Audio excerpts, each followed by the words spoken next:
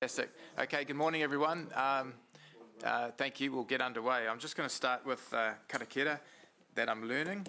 He honore, he kororea ki te atua. Mango ronga ki te whenua. Whakaro pai ki ngā tangata katoa. Hanga e te atua he nākau hoki roto ki tēnā. Ki tēnā o mātou. I can't hear anything. Whakatonga tō Roairua tapu hei, a whina hei tohu tohu i a mātou, he ako hoki e no e nā kaupapa o tēnei hui.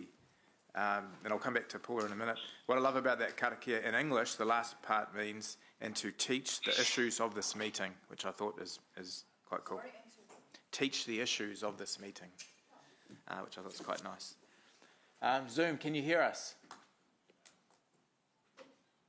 Everyone but Paula. Paula, are you there? Yeah, I can hear now, thank you. Just that's jiggery pokery with some settings. We bless you and we welcome you to this meeting. Thank you.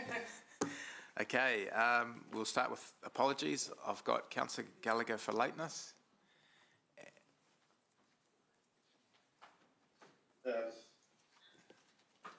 Brian, apology from me for Zoomness. I will Zoom at intermittent times during the meeting. I'll be there in person in an hour or so, hopefully. Okay, I really hope so, Jeff, because we'd love to see you in the flesh. Will you love to see me too? Because I'll be in an hour after your morning tea break. Yeah, no, we love you all equally, Mayor and Deputy. Thank you. All right, thank you. I'll move that those apologies be accepted. Seconded by Councillor Wilson. Confirmation of today's agenda. There's just some light last-minute shifts. We're going to have two of Tracy's reports up first because she's got to get away, and then we'll move into our externals. So I'll move, seconded by Councillor Wilson. Any against? Carried. Declaration of interest. If any. None. Public forum today? None. Confirmation of open minutes. I'll move. Moved, Councillor Wilson. Seconded, Councillor Maxine. Any questions? Debate? Carried unanimously. Thank you, Tracy. You're up to... Oh, sorry, we're going to go to Tracy's reports and then to the Chair's report. Item 11. I'll move to get it on the table, Chair. Thank you.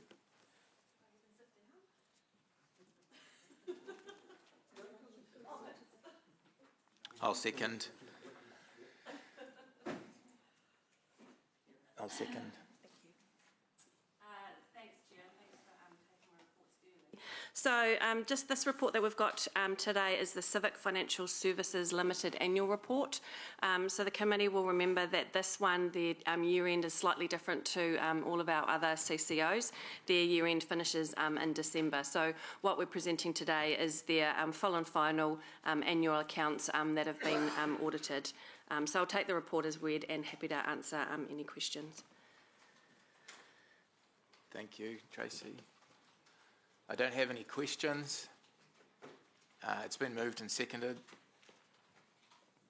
We'll go to debate.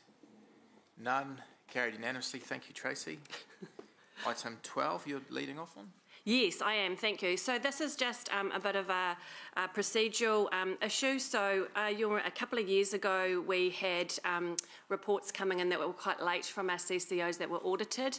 So at the time in Finance Committee, I presented the unaudited accounts of Wiggle, and then we were waiting for the full and final annual report and audited accounts.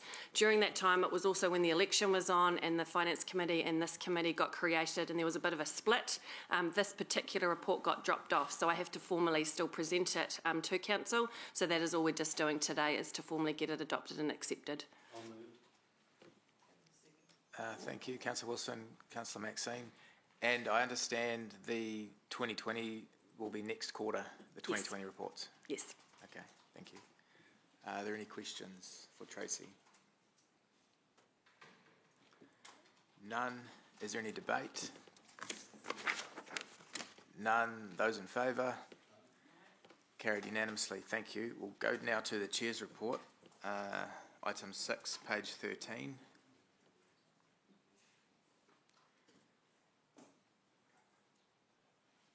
I largely just take as read. It's essentially it's a bit of a mid-term review report, just an update of the work of the committee,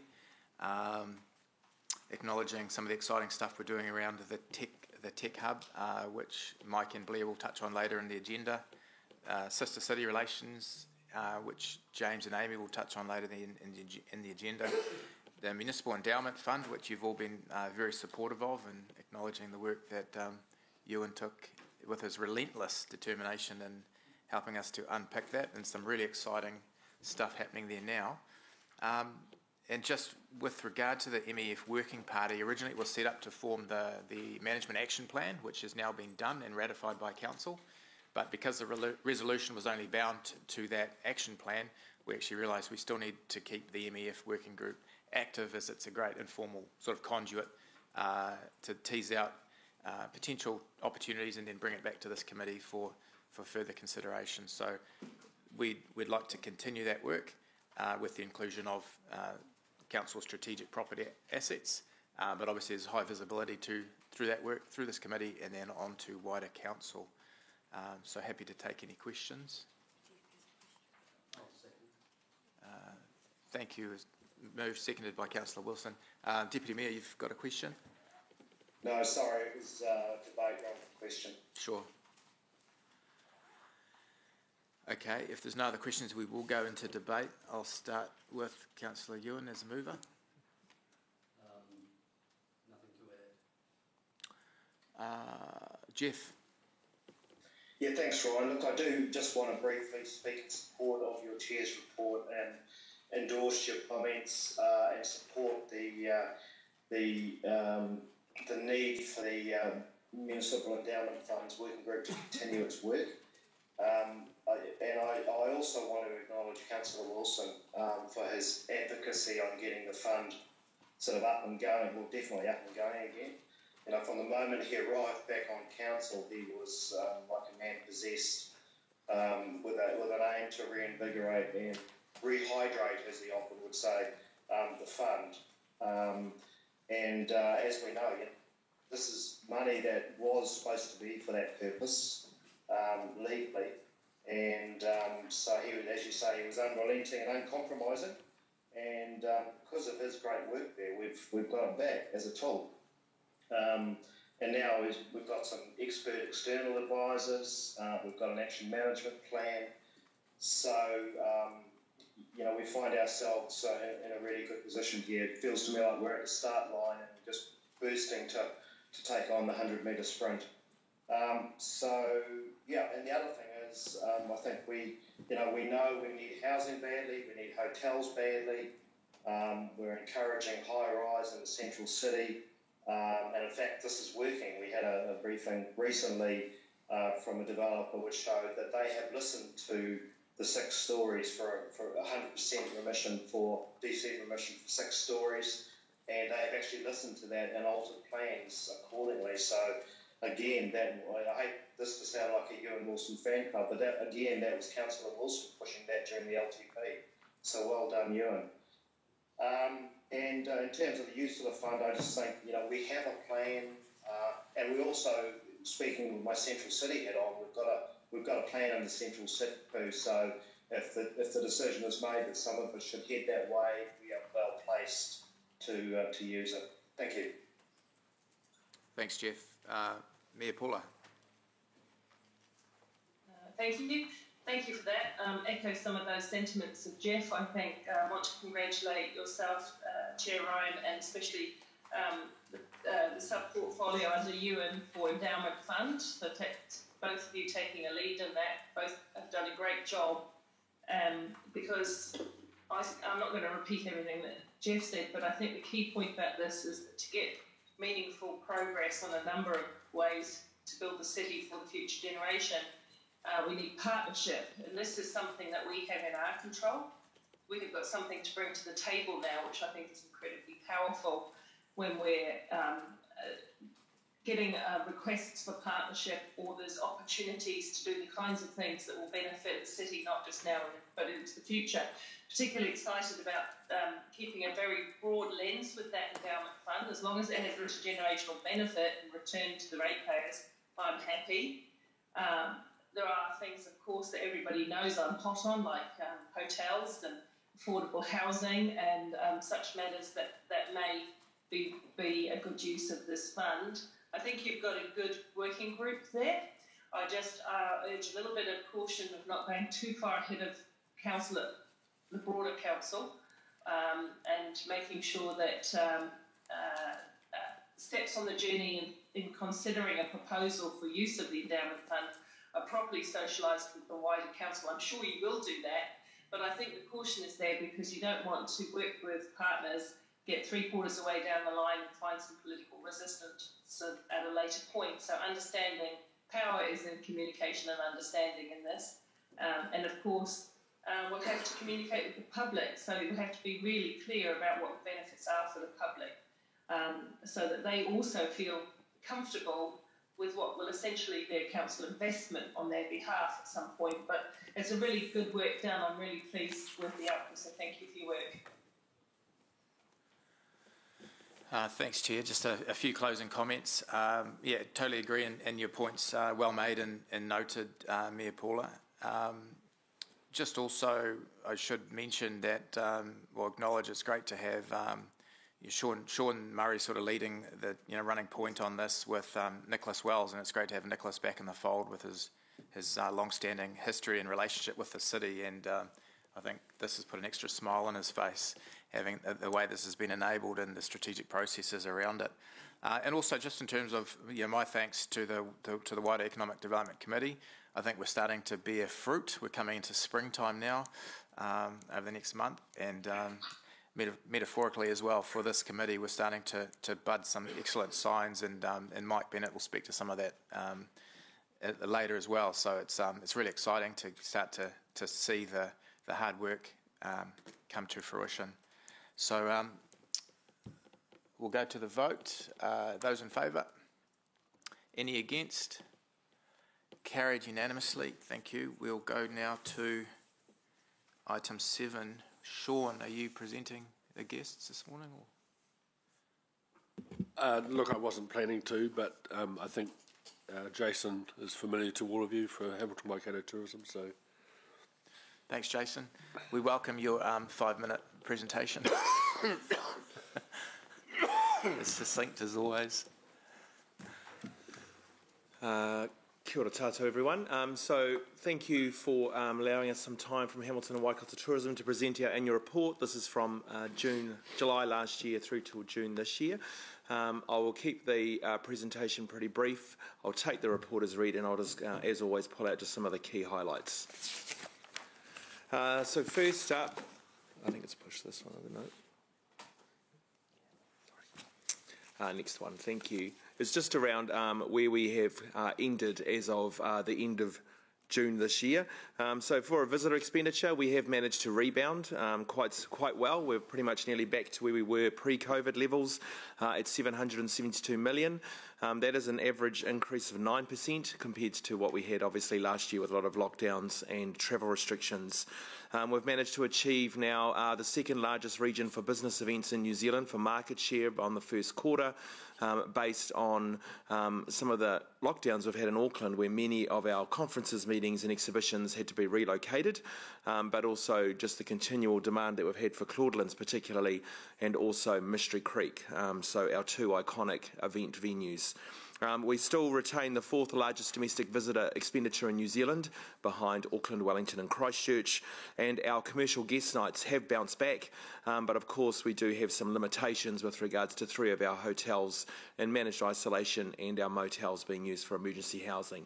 But look, the ones that are open for what I call open market, they've been trading very well, and I'll talk a little bit about the commercial accommodation stats here in Hamilton. We've also managed to train 1,200 travel agents, although they have all been done virtually, our training. It's pretty much on par with what we would normally do with face-to-face training in offshore markets. So look, the appetite is still high for international visitors to return to the Waikato, but particularly to New Zealand as well. And then lastly, look, we managed to showcase over the last 12 months, particularly Hamilton Gardens. The Surrealist Garden has pretty much become the icon for the city now. It is the most photographed image on Instagram, according to our tracking. And we've also managed to feature it in The Apprentice Aotearoa. So thank you, Mayor Paula, for being part of that interesting judging panel of some of the campaign work they pitched for our city. Next slide is just to quickly talk about your annual visitor expenditure. So particularly for Hamilton, I've jumped ahead one slide, your KPIs. What we do have, now we go back to the KPIs slide. Just quickly, we've kind of covered off the visitor nights. They have rebounded well. Our visitor spend as a region's up 9%. We've captured the second largest region for market share for business events. Our industry investment, so we obviously normally have a target of around 550,000 from industry. Given COVID, we reduced that target to 100,000, but we did manage to achieve 160,000. So our industry, some of them are having their best years ever, whereas other parts of our region, such as Waitomo, unfortunately are down over 75%. And then lastly, look, media, trade and travel. I've talked about training travel agents, but we've also been hosting a number of media with the borders closed. They're managing to get it out and about into New Zealand a lot more, and we are hosting a lot more media in our region than ever. So that's a great win for the city particularly. Next slide just talks again about your annual visitor spend. This graph just pretty much shows that you are on par to where we were in 2019 as a city. So yes, we have been impacted by COVID. It was a really tough 18 months, but the event sector has bounced back for the city. The business event sector has bounced back, and so has the domestic leisure market. So again, our strategic location being within a 3-hour drive radius of 2.65 million people in New Zealand has just really stood us strong as we rebounded and recovered post-COVID. The next slide just does some little graphs which are all inside your board pack around commercial accommodation and how things are tracking. There is a bit of an error there on average stay. Your average stay now is at 2 nights as a city for commercial accommodation. You've captured half of pretty much the commercial accommodation guest nights that are across Waikato are here in the city. And your occupancy rate was the highest in New Zealand during the month of June at 67%. Of course, during Field Days week, I would say that was probably at 110%. Everyone was basically dossing on floors. We also had the Campervan Village over at Claudelands, which was a huge success. So again, we would love to have some more commercial accommodation in our city, but as you would have seen in recent articles, Airbnb is also our non-commercial, is actually gaining some traction here in our city with new homes or townhouses being purchased and are being converted directly into Airbnb for short-term accommodation or rentals. So we are seeing this gap in the market, unfortunately, being filled by non-commercial, but eventually we would love to see some future commercial accommodation developments in the city to capture some of that spend. Next slide, actually, and probably the next one after that, just a quick overview of some of the things that we have done with the city. Look, the Hot Deals website is going really well. We've got a locals campaign which will be launching mid-September, normally our quietest time in the city and in the region. So again, that's going to be 50% off or 2-for-1 deals for locals to get out and about to experience tourism, retail, hospitality and events across our sector. So we're excited about Locals Week this week, this coming month, Get Out More New Zealand. So we've partnered again with Rotorua, Taupo, Bay of Plenty and Ruapehu with regards to short drive itineraries within the region, so that's going very well as well. But look, lastly, I've handed out your Hamilton guides. This was part of the Urban Experiences Never Have I Ever campaign that we did with Tourism New Zealand.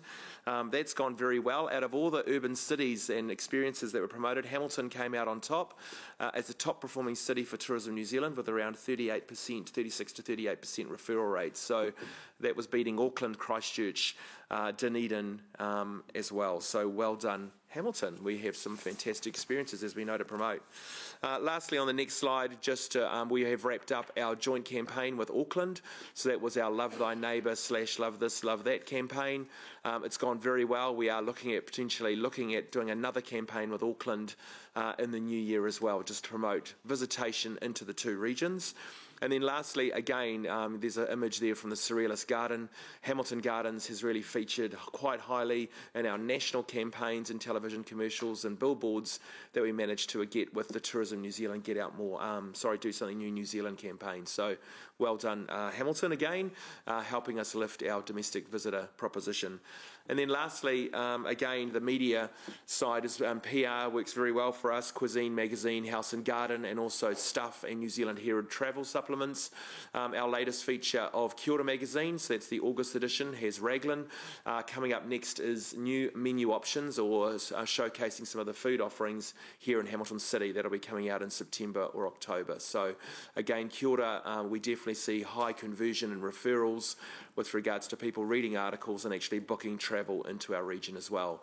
And that followed our May takeover of a Waikato feature for Kia Ora Magazine.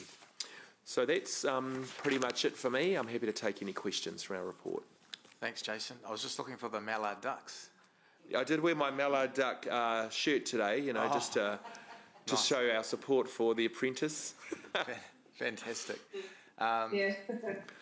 Question? Yeah. Where you going, Mayor Paula? Oh, thank you. Hi, Jason. It was a fun day. I enjoyed it. Thank you on the mallard duck, the ridiculous mallard duck. But on the duck, thank you very much for all the work you did behind the scenes to prime those groups up to come and look at Hamilton and get those propositions. We wouldn't have had that opportunity without the work you did behind the pitch. And I dropped it on you, and you did a great job. So thank you very much. But what the question was going to be is Airbnb, which of course has been in the media just recently as well. And I'm wondering whether you have a view or not on, because you described it as a non-commercial offering, which of course it is at the moment. But I wondered if you had a view on when we might consider a commercial rate differential on, or a fee on Airbnbs, like some other cities like Queenstown do it, don't they? They charge their Airbnb homes a little bit more because it puts it on a level footing with commercial. I'm just aware that at the moment we don't have enough accommodation, and if it wasn't for the Airbnb, we'd be in strife. But I'm just wondering when that kind of mechanism would be helpful in making the commercial proposition of a hotel better. So for Airbnb and other... No, that's right. In other council areas that have implemented a commercial rate for Airbnb operators, it is if they list their home, it's pretty much an all home, for more than 35 days a year. So it is seen very much as an income earner for it's a business pretty much for people to actually list an Airbnb. So every council has a different mechanism with regards to how they charge full commercial rates, because obviously there is increased support that is required from council with regards to supporting these activities. So look, every council unfortunately is different. We don't have a national standard on whether you charge full commercial rates. Some are 35 days, some are 40 to 50, some are more than 6 months of the year. So again, you'll be best to look at what would be the best fit for you. But I would say yes, Airbnb are actually supporting us right now, and all these businesses to actually keep our doors open and host people in our city. Long term, I think, look, market demand will drive whether we have more hotels, apartments, and whether non-commercial is still strong here. So I think at the moment, we will wait to see what market shifts may happen in the next 6 to 12 months. Yes. Okay, so that's fine. I think just through you, Chair Ryan, it would be really good to get a bit of a roundup on what other people are doing in the Airbnb space, noting it's unusual times at the moment. But when tourism is back on, then we may need to look at, what's right for Hamilton in that space, because we had the accommodation sector submit to the long-term plan about that exact issue, about commercial differentials and things, to level the playing ground. And I think it's something we should just keep an open mind about. Thanks, Mayor Paula. Is that your questions? So is there an action in there, Jason? Have you got enough scope, remit, without trying to put you on the spot, to fatten out some of that request Mayor Paul is asking in terms of, or is it going to require additional I'll go back to our team and check whether we can provide that data. So we do capture monthly data for Airbnb listings in the city. We have been doing that now for about 18 months.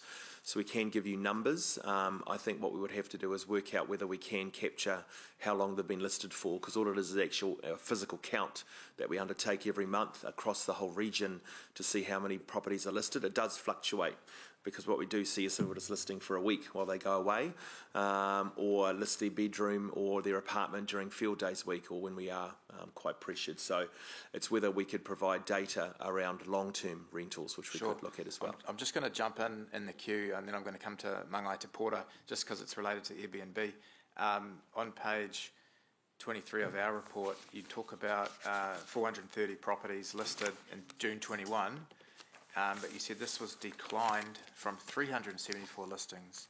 I just didn't understand. Oh, right. Sorry, that should be the opposite way around. It should be an increase. Okay, that's cool. And then also, do you know, is it detail if it's just one room or two bedroom or three bedroom, so we get a sense of the units or people? I'll have to scope out the data we get first. Yeah, I can't confirm right now the size of the properties. No worries. Thank you. Te Pora. Thank you, Chair. Morena Jason, thank you for the report and the presentation. I wanted to ask around page 16.17. It says there's a goal 2025 Hamilton and Waikato region recognised home of Kingitanga exceptional visitor experience, but I couldn't find that in the report or the presentation. And then we have your Paumanawa Order, and there's 3 pillars in there in particular, which I'm interested on how the Hamilton and Waikato tourism is using these pillars or can report on these pillars. So that's the history, value of unique history, the unity in terms of partnerships, and the prosperity home. How do we weave that through? And that might be through you, Chair, the considerations for not just cultural on the report, but the Paumanawa Order. Okay, 2 things there. The story of Kingitanga and one of the targets by 2025 was from our original Tourism Opportunities Plan. That's currently being reviewed and being turned into a destination management plan for all of Waikato. So that is that particular target is up for review at the moment, and we have been consulting with all mana whenua across Waikato around that target or goal. I would say it's probably shaped out it'll look very differently as a goal, because for us it's more around providing authentic Māori experiences or storytelling experiences that have a sense of people in place, rather than just around the Kingitanga movement, which is still unique to us as a region, and I'm sure that will still weave into it. When we look at Waipa District, the work that's been done down there, which is more around Te Arawai, so it was more around some of the stories of battle and confiscation of land that has been the focus for Waipa. So look, every district and every part of Waikato will have a different part of a story that they wish to share and tell. So that's kind of coming through in our destination management plan. Kingitanga will definitely be weaved throughout that, because that has shaped the future and the current state of our region. So I'm not saying it won't be it, but it'll be more around some more localised stories and experiences that are being developed. That's what's coming through from everyone, from the community level. With regards to, this is the new cultural strategy, is that correct, for Hamilton City, with the 3 pillars you were referring to? Yes. The Māori strategy, yes. Yes, so we haven't actually, that's been incorporated as part of our destination management plan, so that will potentially look at how we will report back on how we deliver to some of those pillars through some of the activity. But again, we're still reviewing our strategy, and that includes obviously the other strategies of our 6 district council and city areas that we look after here in Waikato. So it's how do we provide some sort of consistent reporting back on the destination management plan that actually meet your city targets as well. So that's still being reviewed. So can I ask, in terms of the Hamilton City context, engagement rather than consultation that has happened with mana whenua, with iwi? Yep, so that's all happened directly one-on-one, probably about 4 to 5 months ago. The next stage now is obviously we're going to be going back out and actually seeking community feedback as well as industry feedback. So it's around where people want to see their communities and destination either promoted, or also what types of stories or experiences they would like to see in their areas. So that's happened all at a one-on-one basis, and now we are going back into a wider community engagement process. So that will be undertaken over the next few months, and we hope to have a draft destination management plan by the end of this year. Okay, can I just push a little further, please, and ask around the specific iwi engagement? So it has been done with Waikato Tainui, Ngāti Wairere, particularly here for Hamilton City, and there was another hui that was held back in March. I can't remember actually who attended that off the top of my head, but we have been undertaking hui particularly at different levels across all of Waikato. Okay. Thank you. Yeah. Thanks, Te Pora. Councillor Martin. Yeah. Can you confirm that you have a marvellous team doing an excellent job? Absolutely. Thank you. Yeah. Secondly, just coming to the field days, if you just help me, because obviously the field days, this was the new mix, because I'm not sure the proportion of motels, for example, that are now providing, emergency accommodation, all right, and then of course we have the MIQ hotel. So presumably how many beds, how many rooms actually literally this year were basically out of action that would have been in action in previous years? So I don't have those exact figures, unfortunately, in front of me. All I know is we have 1,200 people actually in emergency housing and motels across the Waikato, and the bulk of that is here in Hamilton. We do have a number of motels, though, still in our city that are on open market, I call it. So that's probably in double digits. We have around 20, which is actually quite high for the city still. So although it does seem that we do have a lot of people in emergency housing in our Hamilton motels, we do still have quite a few available in open market as well. Just as a side note, obviously that would be relates a wee bit to the Airbnb, if we could get that information. Sure. Because obviously, respectfully, before we necessarily want to rate Airbnb, it'd be interesting to see just how crucial now Airbnb has become in terms of picking up the slack, absolutely, the slack, or the demand. On the yes. other hand, then the whammy of that is, of course, Airbnb, where those would have been previous rental properties. So it's part of a bigger picture. But just with this year for the field days, roughly.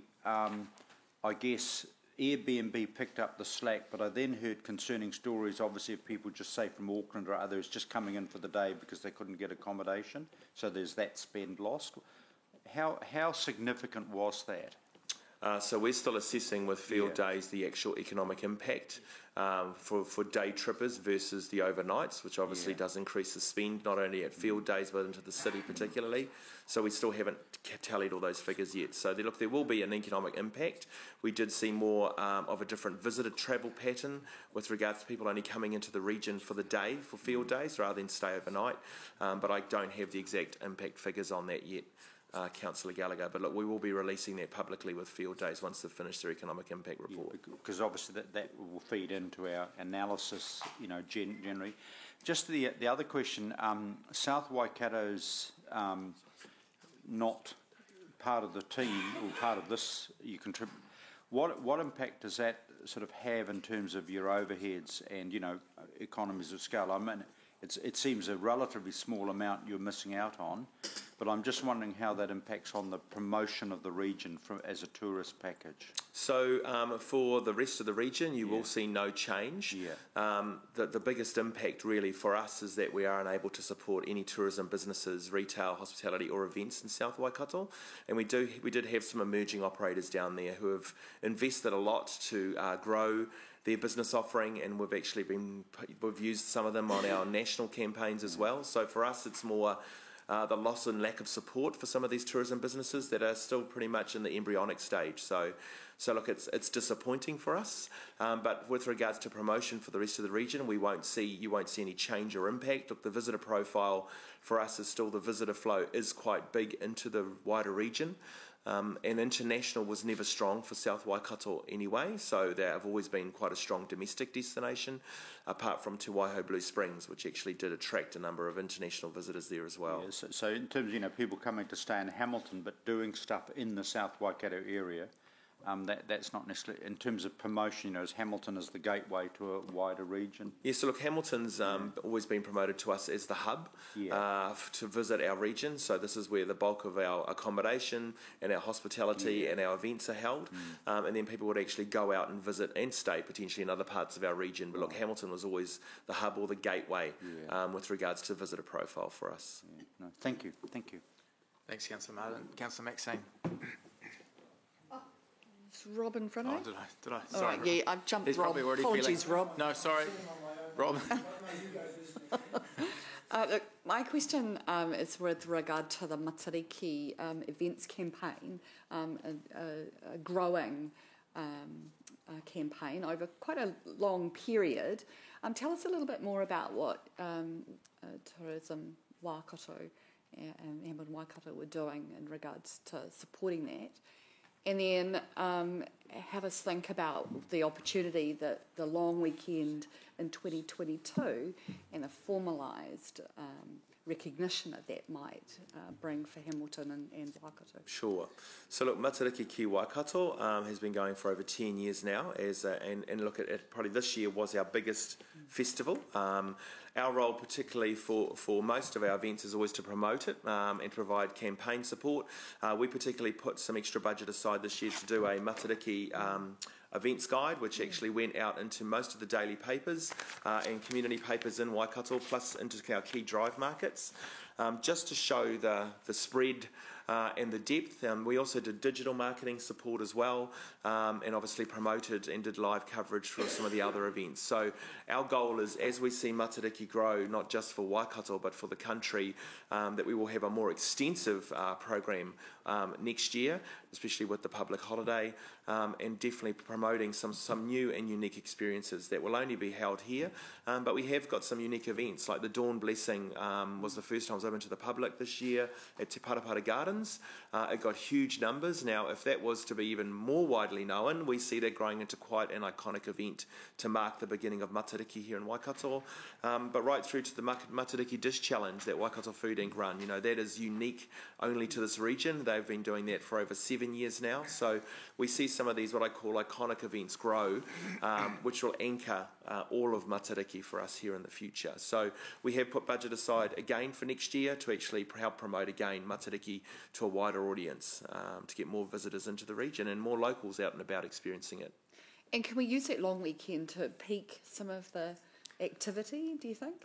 Potentially. And attract people in, a couple of Absolutely. things What we do each night? see with public holidays and school holidays, particularly now that our borders are closed, is that is our busiest time as a region, and like every other region. So all we see is Matariki now becoming another public holiday spend for us. It is during June, which is field days, so again it's going to be a big month for our region, but we do see more the leisure market coming for 2 to 3 nights during Matariki weekend next year. So yes, we are definitely going to be leveraging some of that.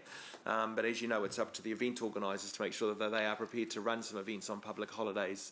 But we assume that there would be something what we call always-on activity that people can experience during the festival week next year. And you mentioned the field days. Do those two events crash? No, they don't. Oh, that's kind of lucky. Kia ora. Thank you.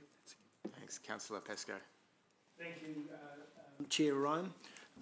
Thanks for your presentation today, Jason. I just want to follow on from Councillor Martin's question about the South Waikato, and just wonder if there's an opportunity for your organisation to actually tap in directly with those emerging tourist organisations in South Waikato and see whether or not there's an opportunity for your organisation to get funding directly from them rather than the current model, which relies entirely on local government and ratepayers funding. Yes. there is some baseline activity that us and Tourism New Zealand will still be able to provide for some of those businesses. But again, they can buy in our services as well. But the idea, obviously, is that the councils do provide general what we call destination marketing support for their whole district. So, is there an opportunity for you to do that, to tap them directly on the shoulder and say, well, we're keen to continue that marketing that we've started, which is a primary benefit to you? That's right. For a couple of them, definitely, because not all of their activity is held within South Waikato. They do operate cycle activity actually on the Hauraki Rail Trail, which is still within our region. So there are still some opportunities that we can still help some of those businesses. Okay. And just following on from that, are you concerned that your funding model might be at risk as South Waikato, possibly the first to want to depart from the current sort of model that we've got? Look, I think every year funding is a challenge for everyone. I think COVID has just added an extra layer of challenge for everyone as well. I think, local government, you've got infrastructure funding as well as trying to promote and actually support some of the visitor sector businesses and events. So look, it's always, I'd say it's a constant challenge. What we are hoping is that there is a review coming out soon with regards to the international visitor levy. As you knew, the visitor levy used to be around $35. They are looking at tripling it with regards to the cost of the international visitor levy, and actually making sure that there is a significant portion of that actually goes into the regions to actually fund maybe regional tourism agencies, but also the ecosystem and the infrastructure that tourism and visitors do have on our country. So what we are hoping is there will be some sort of national type opportunity for us to all have our say around the future funding of tourism long term. Okay, but I do believe there needs to be a new sustainable funding model for us. So. Right, okay, thank you. About 18 months ago, the Hamilton City Council moved our iCentre from our information centre from right in the centre of the city in Garden Place down to close to the museum. Have you had any feedback or comment to suggest whether or not that move has been successful in terms of the visitors being able to find it, use it in the same way that they did when it was centrally based? So yes, we have had a lot of feedback, not just from visitors, but also from coach operators, from some of the New Zealand motorhome and camper van members as well. Because of the current site that the iSite is placed at Arts Post, there is no parking outside, there is no coach parking available, and it's actually quite hard to find from a visibility perspective. So look, I would say it has definitely been a step backwards for the city by moving the iSite to Arts Post. Nothing against Arts Post or the museum as well. I think it is nice to align it to an attraction, but overall, every iSite in any major city is based on has street frontage. Where it was originally, look, it wasn't perfectly ideal, but being on the corner of Garden Place with coach parking and visitor parking actually gave it high visibility. And around 50% of the foot traffic into iSites across the country is actually from locals, purchasing tickets to events, finding out and getting brochures for some of their visiting friends and family and recommendations. So I do feel, I know that definitely the foot traffic is down. COVID hasn't helped either, obviously, but once markets do return, we do see most international markets from places like Germany or Japan are really reliant on the visitor information network. They use it to travel our country. So I would say if there was an opportunity to relocate Hamilton's iSite back into a more prominent position, it would definitely have our support. Okay. And final question, Chair, is, and this may be one of those, are there any existing or underdeveloped attractions in the city that you and your team have identified that for perhaps minimal cost we could further develop and turn it into, the kind of attraction that we've got with gardens and zoos and so forth? Because, there must be some that sit slightly below the radar that are a bit hard to sell only because it might need, like the iSite, it might need $200,000 or $300,000 invested into it to make it that much more attractive for you. Absolutely. Look, I think council are pretty clear on your direction and what you believe are your icons. Look, Hamilton Gardens, as we know, is our #1 visitor attraction. It's one of the top 3 places people visit when they visit our whole region. So I think the plans for the visitor arrival, a centralised visitor centre and a retail offering, and potentially the Treetops entrance will assist, because it's more around literally looking after the assets you've got and creating what I would say better visitor experiences. So the gardens tick with your plans.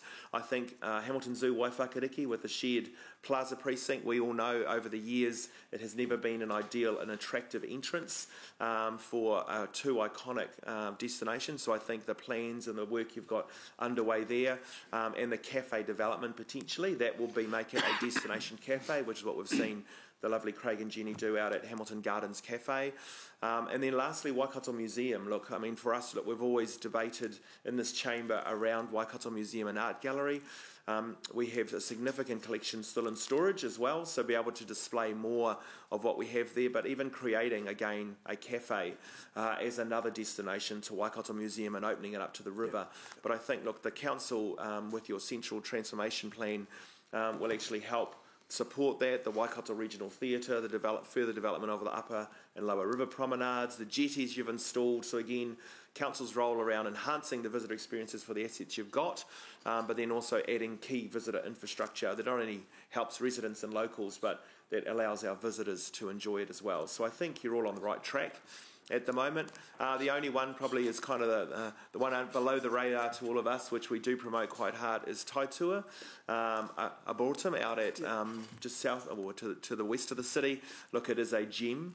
It just adds to our conservation sites that we do have here in our city. So to us, it's around, once Waiwhakariki's online, it's around trying to join those 2 assets up as well as a joint visitor experience. So that would be the only other one kind of below the radar that we would love to see shine as well. Thanks, Jason. Thanks, Councillor Wilson. Yeah, thanks, Chair Ryan. Jason, always good to see you. I just have 3 questions. Could I ask you to turn your mind to your expertise and experience regarding hotels? And I take on board your comments about the level of motels that we still have, although some of them are being used for social housing initiatives. Even when IBIS is able to release their inventory back to the market, is it your opinion that we have a shortage of hotel rooms at least at a 3.5 to 4.5 star level? Yes. We were challenging this before COVID. So before we had MIQs, emergency housing, when we were booming for visitor numbers, which we are now, and we had all these events, we were short. So we were already, I mean, it's quite public. I know Mr. Murray uses that figure as well. For the 4th largest city, we were ranked 9th on hotel inventory before COVID. So there is definitely a significant gap for us. And all we have now is just additional challenges. But look, the market will drive that, and I think, look, we have a number of developers in the city right now looking at future hotels or sites. We've had Quest Apartments, as some of you know, that have been looking as well, because we currently have 1 property, but we do have a second one on Wood Street, which is currently undergoing some works. But they would love to open another 2 Quest Apartments in the city as well. So I think, look, market's starting to shift again, and the stars are aligning. We are seeing big population growth, as you know, and business relocation here, and they require accommodation. So I think right now, look, definitely a 4.5 star.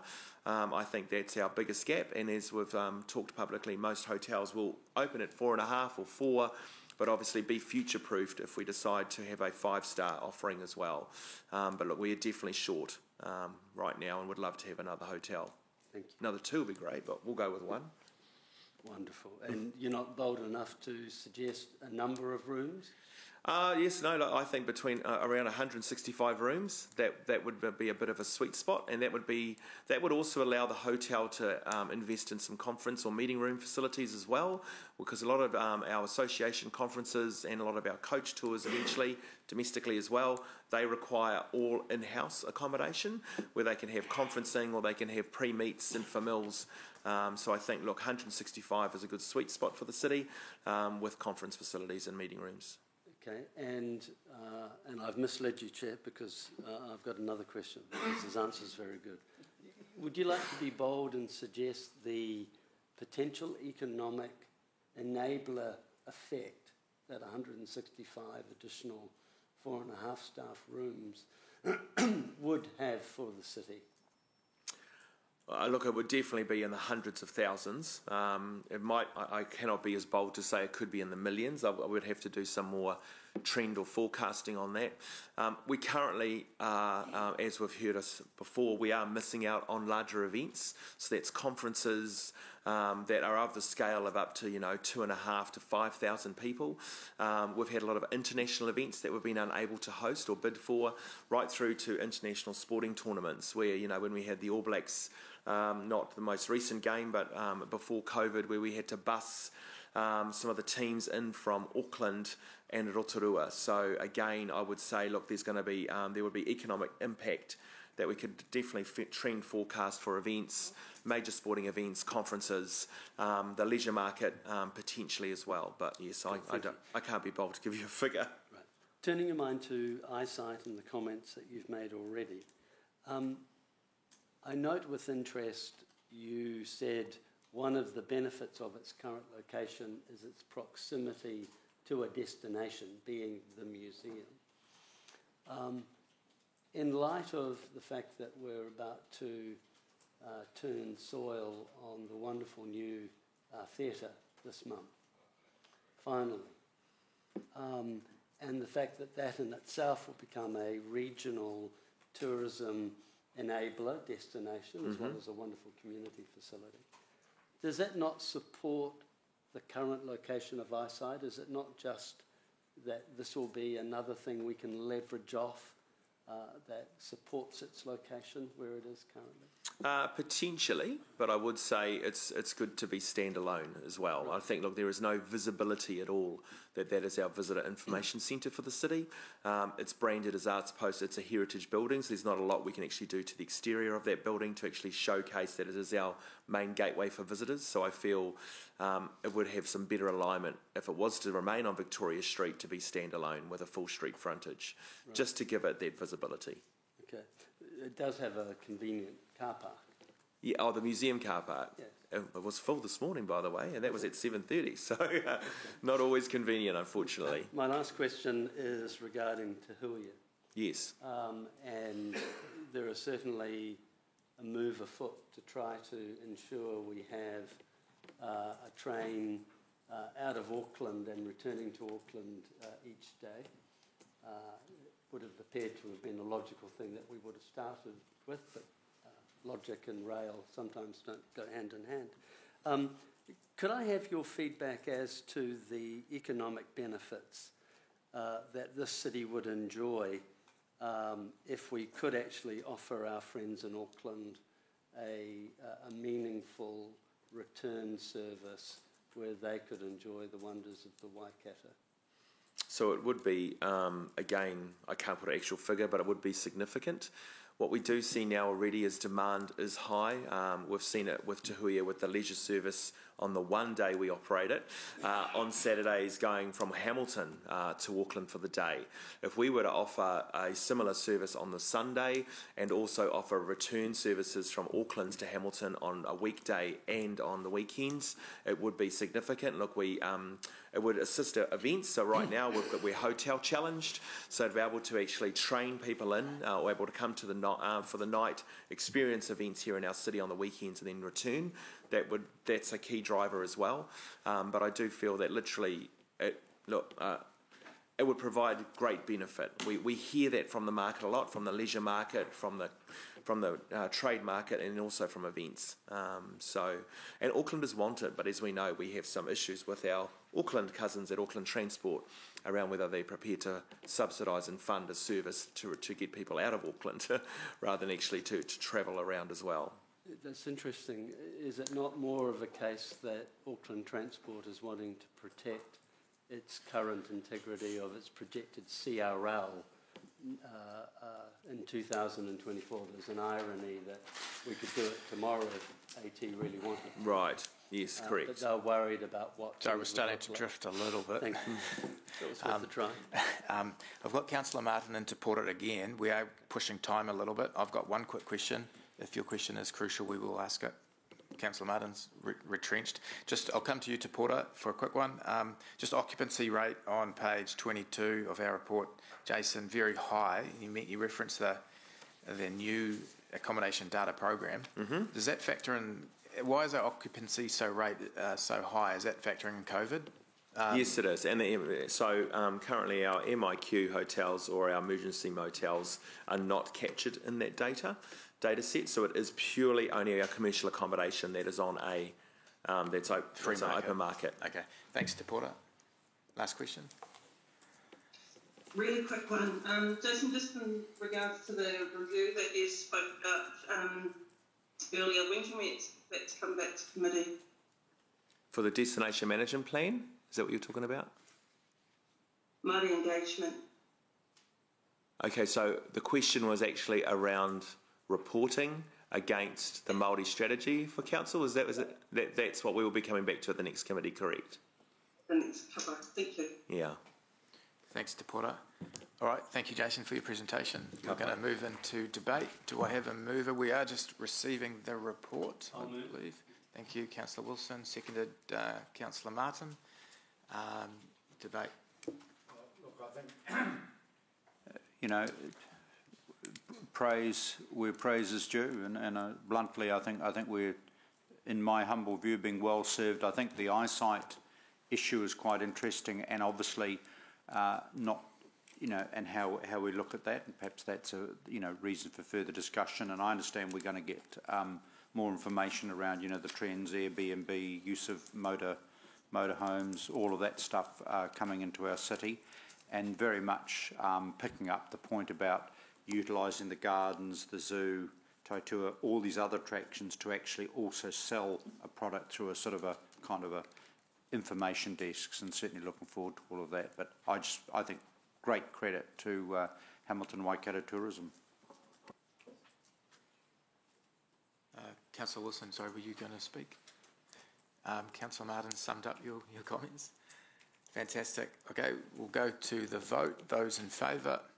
Any against? Carried unanimously. Thank you. Thank you, Jason. Mark Morgan and Scott Kendall presenting on the Regional Airport, item 8, page 42 of our agenda. Welcome.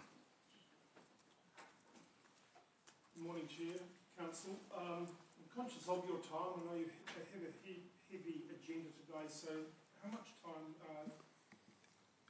do you have available for us? It depends on my colleagues, really, and their questions, but can you present in 5 minutes, or do you need a bit more time? Perhaps we'll give you 5 to 10 minutes. We'll do a speed read. Sure. Okay. So, look, I think you've had our annual results for the airport group as well as our slides. So, look, we'll just pick out between Scott and myself some key points this morning. First, I just offer Chair Barry Harris's apologies. He couldn't attend today. But look, I think the key points here is that our strategy continues to deliver both a strong trading result and, as you would have seen, a very strong lift in our asset values for the group. And to have traded, I think, so well on the back of the backdrop of COVID has been an excellent result.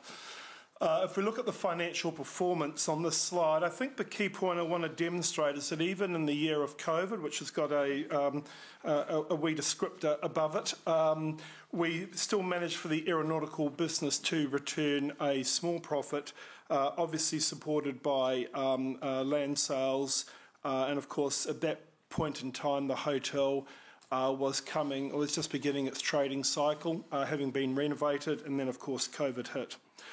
But if we look at our full year 21 results, I think the point you can see is that the aeronautical business has recovered quite significantly.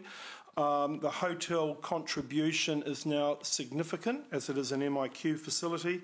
and on the back of some significant land sales. Some of those land sales, we also have a much less reliance on land sales you'll see in FY22, where there's almost in the next financial year, an expectation that our aeronautical business will continue to strengthen. You've seen some of that evidenced by the fact that Origin Air have commenced their operation. They've announced this week an expansion of their services to now fly from Hamilton to Hawke's Bay, and that will commence in September. As well as there will be an increase on a couple of their services between Hamilton and Palmerston North, particularly now on a Monday morning, where they will operate 2 business flights between 7 and 8 a.m. So they continue to strengthen, and they will also then fly direct services from Hawke's Bay to Nelson and also via Palmerston North. So they are growing their regional network. I think the other point that's in the general aviation spot that I might mention just here has been the resurrection of Pacific Aerospace. Whilst it went into liquidation, it has been acquired. They recommenced a parts operation, but they have their first orders for aircraft manufacture, and we will see an aircraft coming out of the hangar towards early next year. So, of course, not the same degree as previously, but a strong re-emergence of that business. Next slide, thanks, and I'll just hand over to Scott. Sure. Right, good morning everyone. So on this page we have at the moment probably speaks to the strength of the diversity and how we're tracking along that. So in the darker blue on the pie chart is the aeronautical revenue, and like most other revenue streams, it's shrunk. Visibly on the pie graph it's shrunk, but actually most revenue streams have actually grown about 20% in the past year, which you think about COVID's impact was really only a 3-month period on the previous year. The real outlier's been the hotel. We've sort of had a game of 2 halves. On the left in 2020, it was a start-up venture. We had wings out of service. We had disruption with the renovations we did. And then, of course, we've gone completely polar opposite to being an MIQ facility, which really for 51 of the 52 weeks in the financial year. So, yeah, most revenue streams have grown as much as 20%, and that's pretty consistently across the board. And really just emphasising that's out of volume. It's not a case of inflating charges. It's just more people flying, I guess, with domestic tourism and less travel disruptions through the year gone. And then maybe just to the next slide, looking more at the balance sheet. So we've seen quite a significant growth in assets in the green there, and matched by the shareholders' contribution. So that's really assets growing through profitability and asset revaluations. You notice the differential between the blue and green year on year. That's pretty steady. That just indicates that there's not growth in debt. So debt is remaining pretty consistently in the low teens of millions. That's been sort of the level of the decade, as we've near enough doubled asset value in the past 5 years. We've done that a mixture of paper gains, revaluation uplifts, which have been quite topical this year. That speaks to a longer term, I guess, an expectation around longer term value, longer term earnings. We've seen a lot of paper gains in the past 3 or 4 years as well, and we are seeing increasing profits. So we're getting a return on that value. It's not just a value that's inflating up, and when the business isn't sort of growing with it, growing its earnings with it. We've seen about a $70 million asset growth in the past 5 years. About 40 of that is in 45 of that's been in revaluation gains, and the other 25 has been in our reinvestment and in our expansion investment, particularly in the commercial property space. And then just to the next slide, it's a busy slide.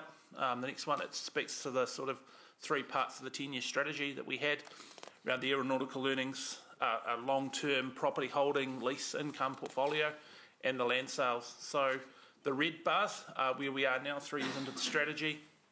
The darker blue is a forecast of where we think we'll be in 2 years' time, which is also the halfway point in our strategy. Red is, for the aeronautical earnings, is obviously a factor of COVID. Maybe some challenge going forward in the short term with the loss of L3, and also with the terminal refurbishment works that are potentially some disruptive costs there. Across the property space, that's performing really well. We'll just make the point of note with the land sales in the bottom left, significantly above the forecast projections for where we are in the 10-year model. We are simply tracking 2 or 3 years ahead of where we thought we'd be. we're not contemplating selling any more land. We haven't sold any land that we never originally contemplated selling, so it's just we're able to realise this sort of surplus land holding a lot sooner. And just to the next slide. I'll pick up on this actually. Look, I'm just conscious of time, so maybe I'll just whip through a couple of key points here. One, firstly, some of the focus for the next 12 months, particularly the hotel, remains an MIQ facility. We expect it to remain an MIQ facility, certainly contractually with MB through to the end of this year, but we expect that to remain ongoing. And certainly Treasury has funded the managed isolation facilities through to June next year, and then we wait to see what happens post that period. The terminal resilience project, we have embarked on the redevelopment of the terminal. The enabling works have started at the northern end of the terminal, so it's a 15-month project. And you'll really start to see some obvious change about November, December this year when we move from the current operation in the southern end. We relocate customers and the operations to the northern end of the terminal for about 9 months. It's a challenging project and it's a challenging time to, of course, be doing significant work, but we're comfortable at the stage that our budget and our contingency provide good provision. And the other point I'd just make up here, talk to up here, is the runway designation.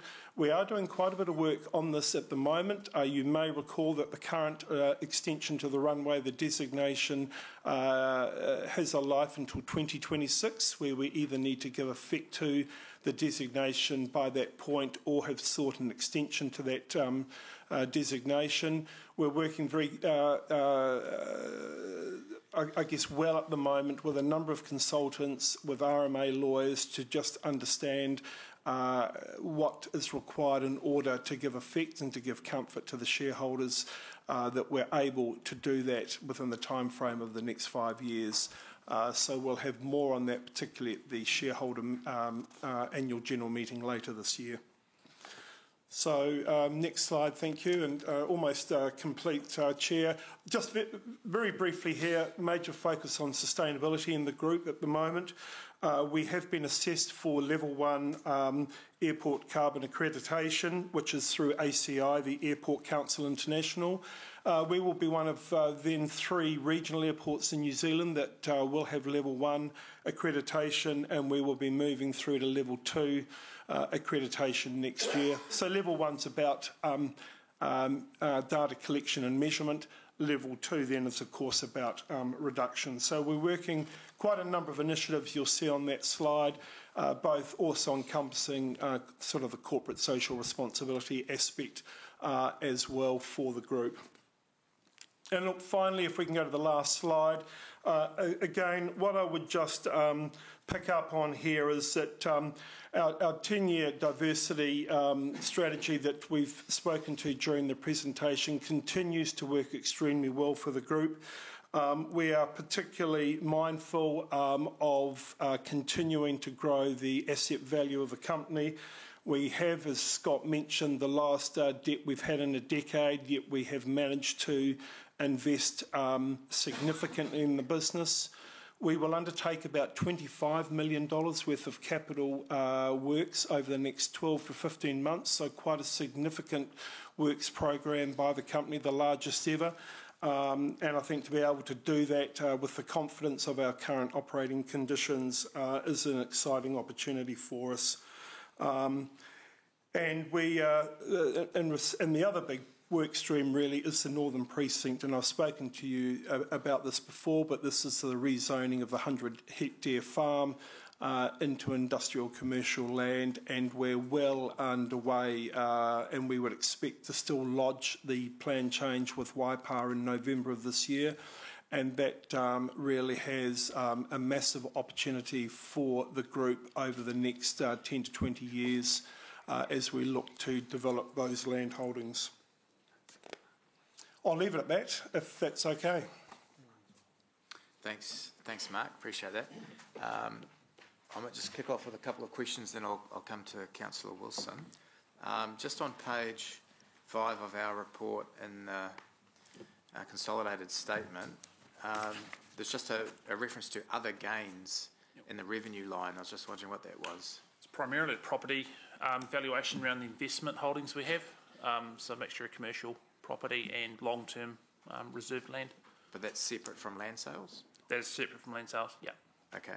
And just another question around Pacific Aerospace. Mark, you mentioned obviously that's new owners. Can you just tell us a bit about the owners, the aspirations, and? Yes, look,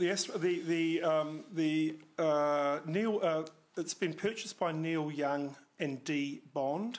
They are very, very passionate aviators, and they're based in Pukekohe. They have been extensive industrial commercial developers in that area, as well as they own Aerodrome. I've had Mercer Aerodrome. Thank you, Mercer Aerodrome. So it fits very nicely, I think, in their passion for aviation and their passion to actually look at developing the assets that they've now acquired at the airport. And in terms of the employment, because there was a loss of a lot of employees, have they retained some or all? Yeah, they roughly now have about 12 employees. So that's the last number I heard. So down from the sort of probably, I mean, at its peak, Pacific Aerospace probably had 150, 160 employees. It was perhaps at about 80 or 90 when it went into liquidation. They will do it smarter and with less resource, and I think we'll see those numbers perhaps climb, hopefully to sort of 30 or 40 over the next sort of 18 months. So they are very good business people, and they'll take a very commercial and sensible approach. But they are passionate about building aircraft, not just providing a parts service. Thank you. Councillor Wilson. Yeah, thanks, Chair. Always good to see you, Mark. Thanks, Councillor Ewell. Last year, profit was quite good, 5.7. And if I've read this correctly in the Waikato Times yesterday, this year, 41.6 million. Pretty spectacular. As a 50% shareholder, I look forward to being told that you're going to pay a dividend back to your loyal shareholders. I'm sure the ratepayers in all 5 councils will look forward to that. Have we an indication?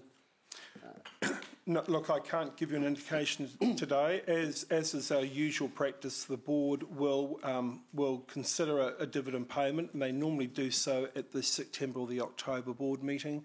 And then they would be that would form part of course, the AGM discussions with the shareholders in November. But certainly, I indicated the results, of course, are very, very good. I think on the backdrop, though, there is a significant investment being made by the group.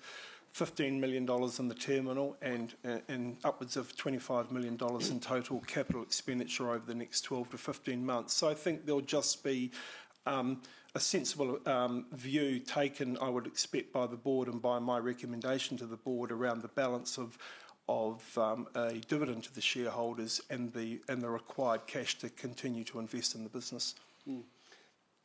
Can you tell me, since the government removed itself as a shareholder and left the 5 council shareholders as the equity owners, exactly what dividends you have paid back? Well, I can, without the numbers immediately in front of me, but I think we had roughly 3 years of dividend payments prior to COVID.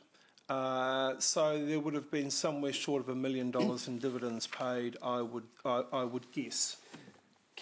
Am I correct in saying that roughly, well, I don't need to be rough, I'm right in saying that your shareholder equity is currently $172 million? I believe that may be the asset base. Yeah. It's about a little bit less, closer to 145. 145? Yep. Thank you. And as a 50% shareholder, I guess, half of that at least is Hamilton. And so a $1 million dividend returned over a period of how many years since Hamilton has owned it? Call it 30 since it was taken out of the government sector. Right. So we could debate whether or not the true value of Hamilton City Council's equity should be half of the 172 or half of the 145 million. Either are lots of zeros, and we've had a $1 million dividend return. Is that a fair return on behalf of the ratepayer? Look, I don't think respectfully I'm here necessarily to deal with the past, because without all the information, Councillor Wilson, I'd suggest that the company had significant trading losses in the past as well, which of course required funding, principally the debt funding or cash flow funding, because the company was not profitable for many, many years. Now, obviously I've only been in the company 6 years, but I understand back through a lot of that 30 years, the company was not trading profitably. So I guess the outstanding returns you now speak of have happened in the last 1 to sort of 3 years. So I think we have to maintain perhaps that context as well. Turning our minds to the runway designation, that's a significant achievement that we obtained the designation to enable the lengthening. Mm-hmm. You said in the report that that designation expires in 2026. Correct. We're in 2001, so not far to go. I think I understood you to say that you've brought in a team of planners and lawyers and experts to review that. But what I wasn't clear on is that to actually achieve the lengthening of the runway prior to the expiry of the designation? Or are you indicating that, in fact, the airport company is looking at trying to get an extension of the designation? So the intention is to protect the designation. So in other words, what work is required in order to have given sufficient effect to the designation, that the designation remains in place, and at the same time, if we were to look to seek an extension of the designation, which I understand is likely to be somewhere in the order of a 10-year extension, is probably the maximum that you could expect to secure through that regulatory process. Then how do we align those two things so that the end answer is that the shareholders, the designation or the ability to extend the runway is protected for as long as possible? And final question, is it true to say that having that designation is incredibly important to the airport? Look, absolutely, because of course it provides options for the company and for the shareholders to consider in future. So, but the key question is just what exactly do we need to do in order to maintain that protection? And we don't want to be at 2024 or 2025 suddenly realising that we haven't done enough, or that there is a risk that we won't be successful in securing that extension.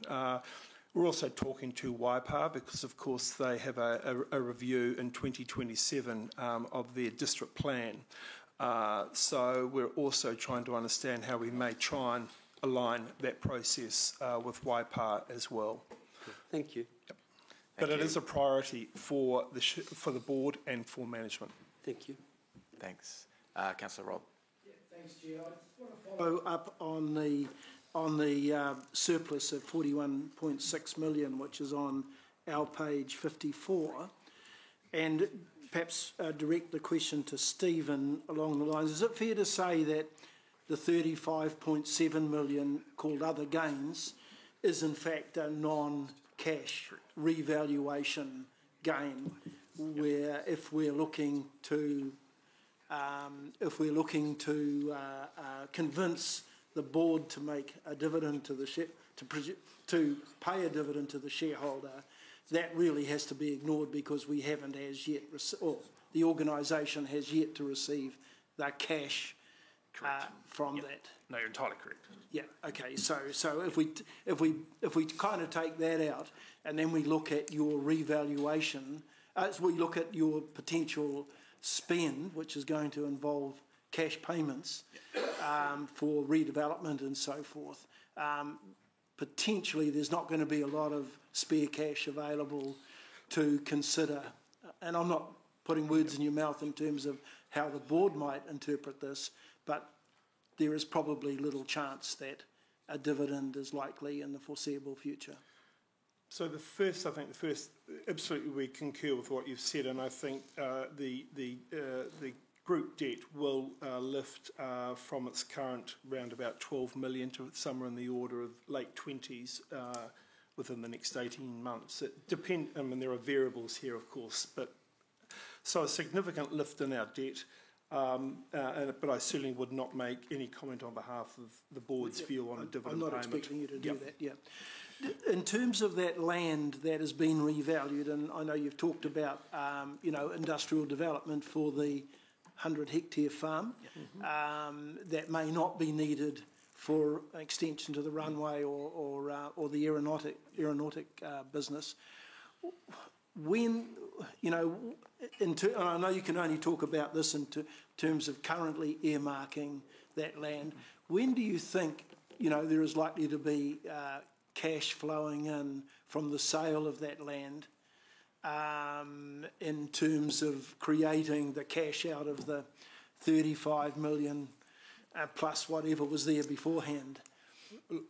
I think there's a couple of points I'd make here. One is that we still have not finalised how the land will be developed in the sense of how much would potentially be sold, how much would be developed and retained by the airport company, and how much would be developed, the improvements would be developed and the land and improvements sold. Yeah. So there will be a mix of that formula.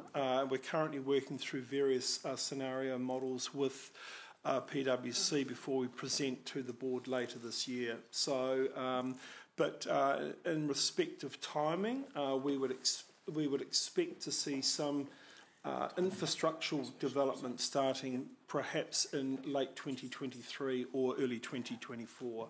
So calendar years. You'd develop something like a 10-year or 15-year or 20-year plan, which might put into place what that might look like in terms of the rollout of the land and how it might be utilised.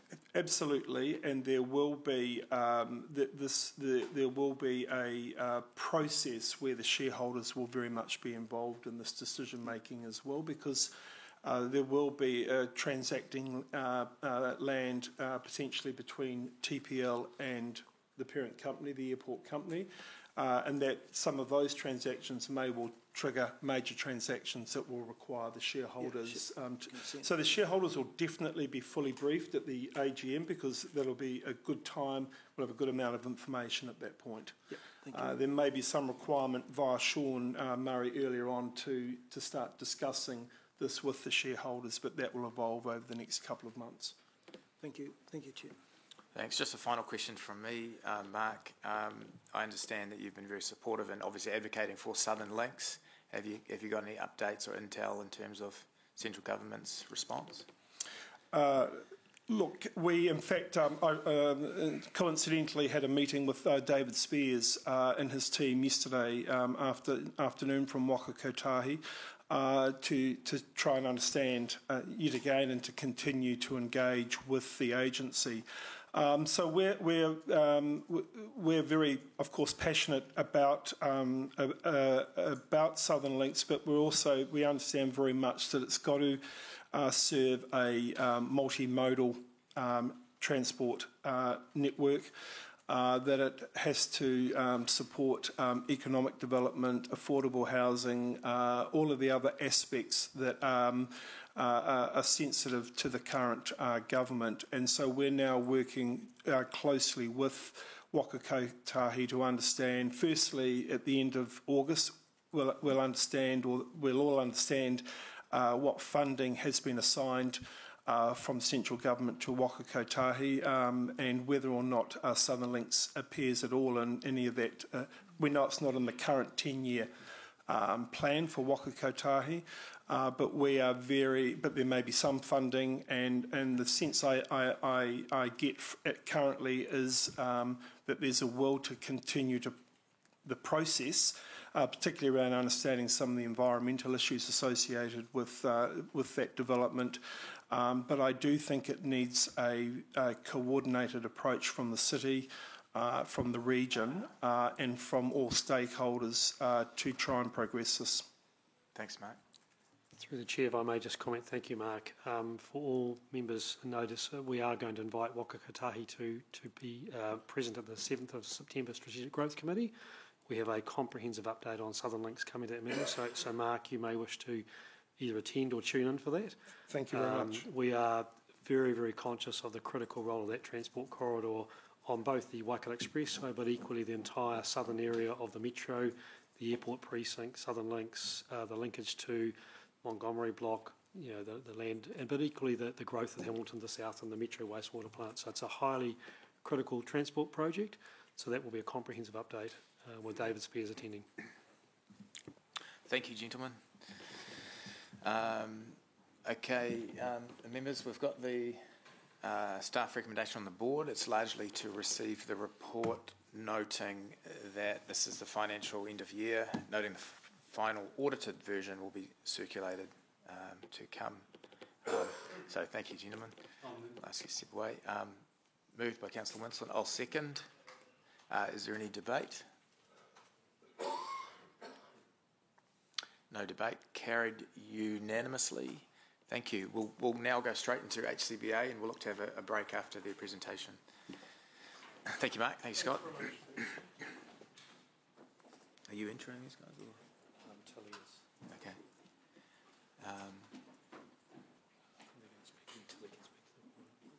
Okay. Welcome, Vanessa and Mike.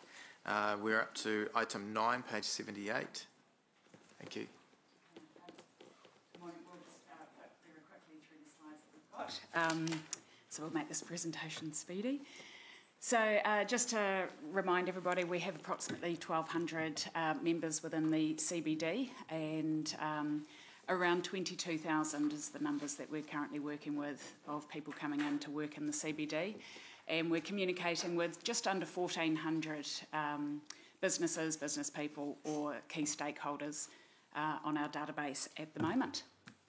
Next slide, please. So I thought this would be an interesting one for everybody. So looking at new businesses that have opened, I'm delighted to say that the number 46 that's there is incorrect, and it's actually 53. So there's actually been a couple more retail businesses that have opened and a few more hospitality. So 53 new businesses have opened over the past 12 months in the CBD, which is pretty exciting when you look at internationally the talk around the number of businesses and organisations that are closing. So it's really exciting to see that we actually have continued good interest in businesses wanting to come into the central city. Next slide, please. We'll skip that slide. That just continues on about some of the collaboration that we do, but covered off in our report. We thought this is a very cool slide to show. So this highlights 18 developments that are currently happening around the CBD that have either recently completed or currently underway in the CBD. And you can see that the interesting point to note is that there is literally a ring of commercial development happening around the CBD, whether this is in commercial business development and residential development, both are shown there. So some significant builds that are underway. And if you go to the next slide, we just took a few highlight images out to show, because we think this really shows the the movement that Hamilton is on in terms of what developments currently look like. So, the builds that we have happening are extremely high-end. They look very smart. It looks like a very smart modern city. So particularly proud to see these images representing the development that we have going on. Next slide. We're continuing to be involved in advocating for the business community, particularly on projects that we see as having a significant impact on the CBD or have some strategic impact. So over the past 6 months, we have put about 12 submissions into council from everything from the long-term plan through to public art and transportation. So we will continue to look for opportunities where we can advocate on behalf of the business community. Go to the next slide, and another large, the one after that. And obviously the other large area beyond collaboration and advocacy that we spend a lot of time on is business promotion. So we have recently taken our Advantage Club that we had as being a CBD worker place that we could promote to CBD workers. We've taken that actually out to the wider city, and we're continuing to profile to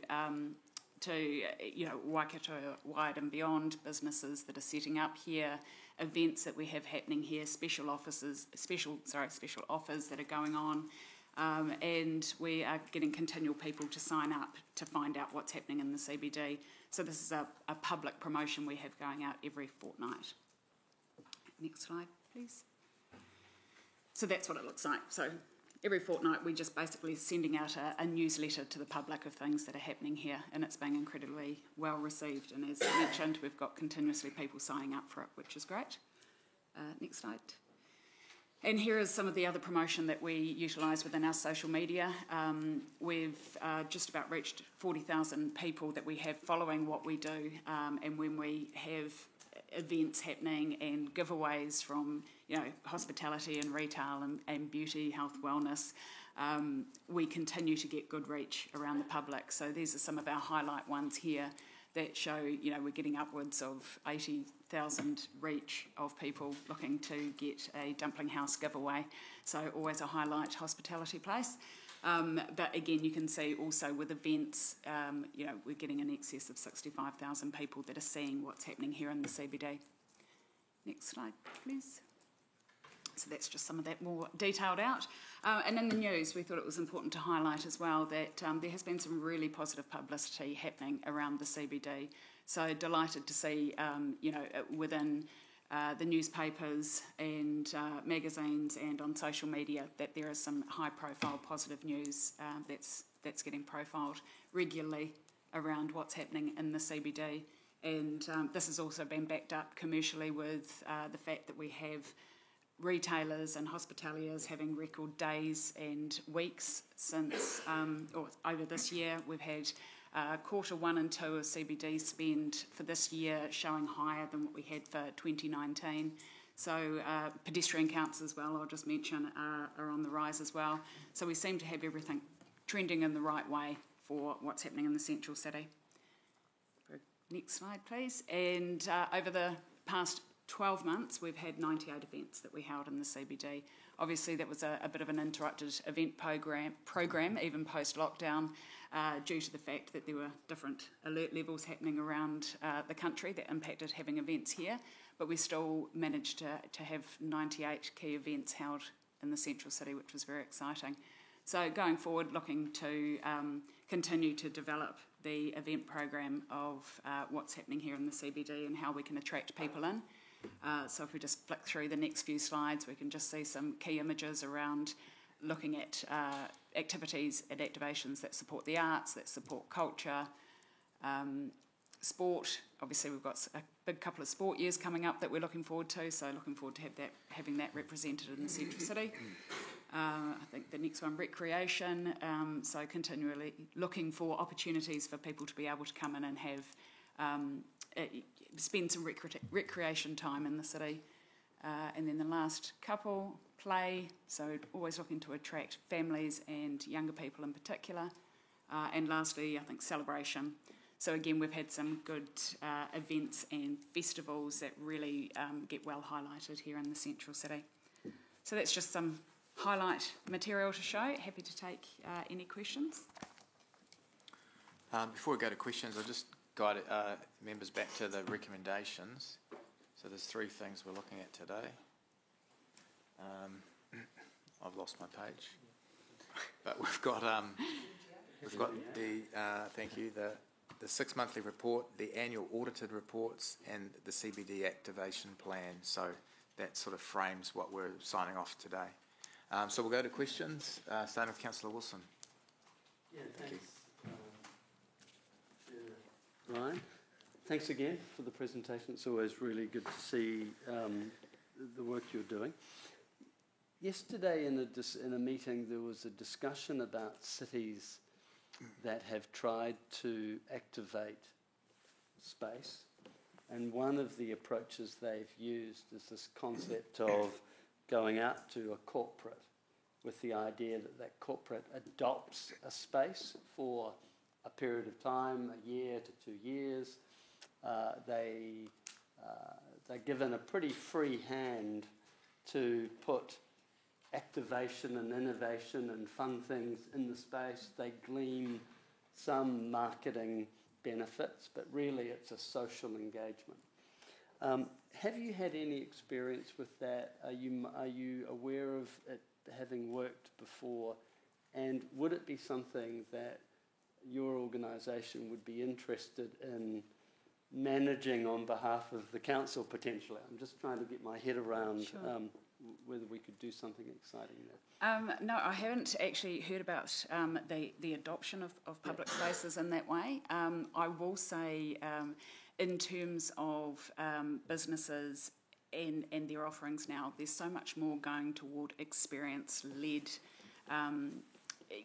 operations, beyond your traditional even retail or hospitality. There's so much that businesses are looking to provide just really interesting, dynamic activities within their own business spaces. So to go out to public spaces, that doesn't seem too far of a reach for me. I think there'd be a limited market of people that would be able to do that. I mean, one thing with events and activations is they do take a lot of time, and there's probably only a few businesses that would have perhaps the resource or the manpower to be able to operate that, but I think it sounds like an enormously interesting idea. Yeah. Okay, cool, because I know Oakland, Melbourne, a number of cities are doing it, which I thought was quite interesting. On that point, I'm always fascinated to see how many kids love playing in the fountains. And yes, I would say that's one of our number one tourist attractions for kids in the city. And they don't, in Garden Place, and they don't seem to be fearful whether it's winter or summer. No, quite correct. Are we leveraging off that fountain enough? Could we as a city, working with you, do a little bit more to try to make that a fun place? Absolutely. I think it is a point that I labour quite often, but even just in the furniture, you can't actually have kids playing in that and have the parents located quite easily close by. It could be made or developed into a proper space that is its own. As we know, Garden Place is quite cavernous. It is such a large space that the opportunity does exist to create little areas or pods of activity. I think the grass space lends itself to particular activations and entertainment, and absolutely agree that fountain, I mean, there's kids in it all the time, and by kids I mean right up to secondary school students who are running through it, and it is great to see, and I think there's potential to do a lot more there. Thank you. Thanks, Councillor Wilson. I'll just welcome Tilly to the table too. I don't know if there's anything you had to add from a staff point of view, Tilly. Kia ora, councillors, and thank you so much, Vanessa, for presenting the reports today and the presentations. So staff are recommending that in order for us to deliver the CBD activation plan and the release of the annual $100,000 CBD Activation Fund payment, that we enter into an SLA agreement. So that SLA needs to be renewed and drafted. So that's the recommendation that we're seeking today, just to clarify what we're looking for. Thank you. Councillor Deputy Mayor Taylor is going to move it. Has anyone like to second the recommendation? Councillor Wilson, thank you. Just one, it's probably more of a feedback point than a question. It's a bit of a geeky thing to say, but I noticed in your mission statement, team, who seek advocacy, promotion and collaboration in a time when the Central City is adapting to the effects of urban sprawl. With the NPSUD, this is going to be a turning of the tide, and it'll be your opportunity to lead the charge away from urban sprawl. So given that this is your mission for the next 3 years, I just thought maybe you just want to factor that into that. I don't expect feedback or put you on the spot. It's just an observation. Are there any other comments or questions? It's been moved and seconded. Thank you, Mike and Vanessa. We'll ask you to step away. We'll go into debate. I'll ask Deputy Mayor first before you, Martin, as the mover. Have you got anything to say? Jeff, I thought you were going to be here in the flesh. Yeah. It didn't work out, but I'm still here on the screen. Thanks for that, Chair Ryan. Am I able to speak to it? Yeah, absolutely. Thank you. Yeah, look, I just wholeheartedly support these recommendations, and that we enter into this new service level agreement with HCBA. And in doing so, I want to congratulate and thank HCBA and Vanessa and Mike personally for the role that they've played. I think we should all remember that the last 18 months or so has been unprecedented, and it's been a hell of a time to be at the helm of a Central City Business Association. And notwithstanding COVID, there are, as we know and have been referred to, terrific changes going on. There's no secret that there's a lot of exciting things happen, and Vanessa has pointed to that in her report in the CBD. But also there's more of a change away from not just being a place to work, but being a place to live. And of course, with the NPS on urban development, that is going to be on steroids. So it's going to be a really challenging and exciting time for the Central City. HCBA just plays an absolutely essential role on behalf of the businesses in the Central City, and it's an essential partner for the council going forward. And let's remember that HCBA is funded by these businesses themselves, and yet council gets great value out of it. And I wouldn't want to be without the advocacy that we get from HCBA, as well as the activation work. Also want to pay tribute to Councillor O'Leary, who helped a few years back really steer us into getting an activation fund set up. I hope as a council that we're doing our bit as well in terms of our approach to the Central City. As a location, we've got an advisory group and terrific staff like Tilly, who are exclusively focused on Central City as a growth area. And of course we have plans such as the CCTP Refresh and the River Plan and West Town Belt that are now, really sort of finalised and taking shape. For example, one area of massive passion to me is that southern end area of Victoria Street, where you've got Victoria on the river and what we hope to do south of that. You've got the wonderful regional theatre and an awesome plaza that's going to go around there. You've got the Central City Jetty that's new. You've got a revamped museum, which is going to become part of Victoria Street at last. And then, of course, you've got this iconic pedestrian bridge that's going to float over to Memorial Park. So I think hopefully we're contributing as well to making the Central City a great place to be. So success in the Central City, I think, is very much a function of critical mass too. And so having more people living there is going to be absolutely wonderful for that. And in the short term, well, to a smaller degree, activation of the Central City is all about critical mass as well. Getting people there, getting different cultures there, getting different experiences, showcased there. So once again, look, I wholeheartedly approve these recommendations, support these recommendations, and I congratulate HCBA for doing a terrific job. Thanks, Jeff. Very palpable passion. Councillor Martin. Totally support what the Deputy Mayor has said. The HCBA is a model of professionalism, and even when they disagree with this council, that disagreement is always expressed and interacted in a very professional way. I wish another business organisation, which I will not name, could follow their example. Well done, HCBA. Mayor Paula's, are you there? Hi, thank you. Thank you for that. Thank you, Vanessa and Mike. I'll turn myself on so you can see me. Thank you, Vanessa and Mike, for all that you've done in the Central Business District. You've been through some pretty tough times over the last year, and the strength in the Central City is very much enhanced by the business that you do in the background to support those businesses. So I want to thank you. I support the recommendations.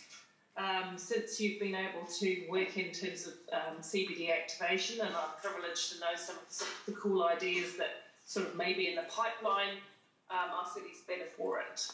So this sort of partnership needs to continue. We need to enable you to continue to do the work you do, because we just don't have the connect and the time to get around as many businesses as you do on a daily basis, and we appreciate that. I just want to say that in supporting Deputy Mayor Taylor's view, what's happening in the CBD, and I'm really pleased that the Central City and River Advisory Board that we established this term is playing a helpful role in this, in defining what a healthy and vibrant CBD will look like. And I suspect that in another 5 years, the CBD won't resemble its current self. It'll be much more modern, vibrant, and with people living around it, working in it, which is what we want, and supporting businesses. So thank you. I'm looking forward to working with you in any way we can to support your endeavours. And I think there's some progress we can make across the sticky issues.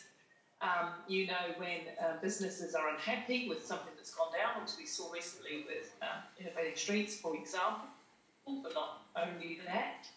And we really welcome strengthening that dialogue between us early in the process of trialling things and undertaking business in your CBD community, so that we can build on success. Success from success is what we need, and I know that you can be a core part of that. So thank you very much.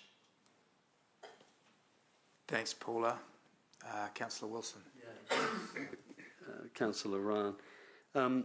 Look, I fully support the recommendations on page 78. I must confess that I had been a bit of a slow burner on the HCBA, and on reflection, I think I got it very wrong. I don't know if it's Vanessa's endless energy or her determination, or Mike just occasionally pointing out critical things that I missed, but I now get it. And I'm sorry I didn't get it earlier, but I've now got it. And I have to say that that's often been reminded by my good friend, the Deputy Mayor and Councillor Angela. So I appreciate the work you're doing. It doesn't go unnoticed, and I fully support the recommendation. Okay, I don't think we could give you any more endorsement for today. So on that note, we'll move to debate. Those for? Any against? None. Carried unanimously. Thank you. We'll have a quick break till 11:35 and potentially on track to complete the rest of this agenda and PX before 1 o'clock, subject to good democracy and your comfort.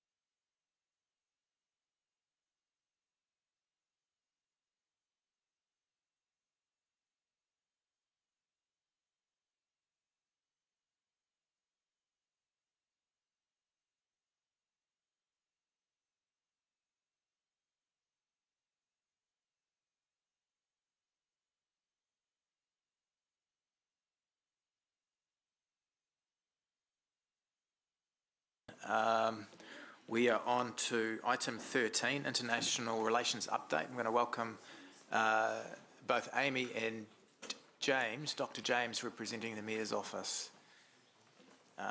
Over to you guys.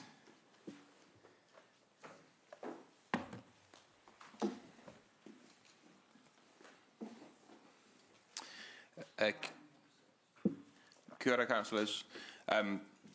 So as Ryan said, I'm involved in this international relations work from a Mayor's Office perspective. So international relations formally sits within the Mayor's Office, but over the last year, Councillor Ryan has been driving some work through the Economic Development Committee, which Amy has been heavily involved in, hence the two of us speaking to you today.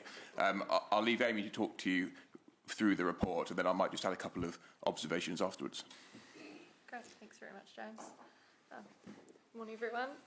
So I'll take the report as read, but I'll just make a few brief comments on some of the content and the progress that we've made over the last 6 months since our last update in March.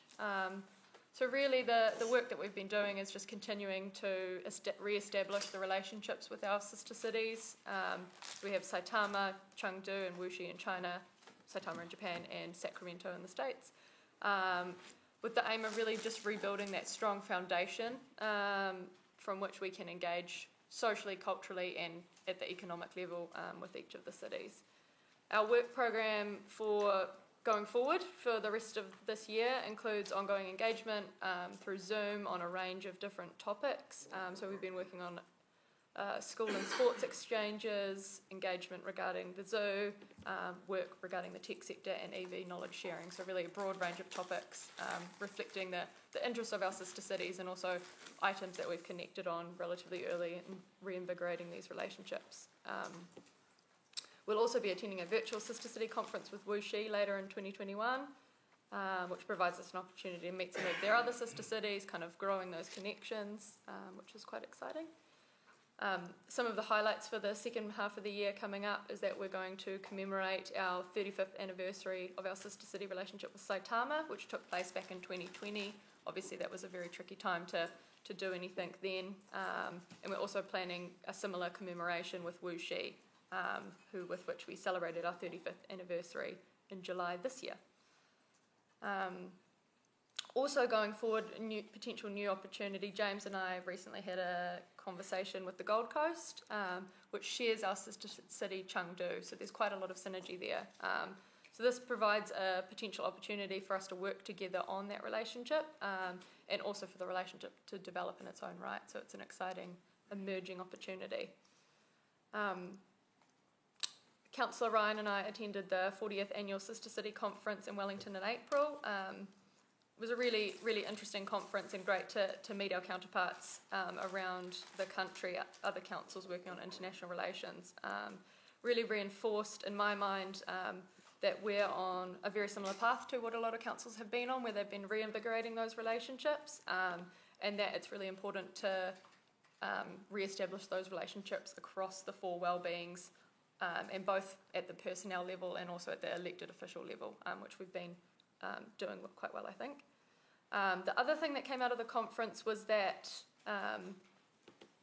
international relations programs at some of our larger councils,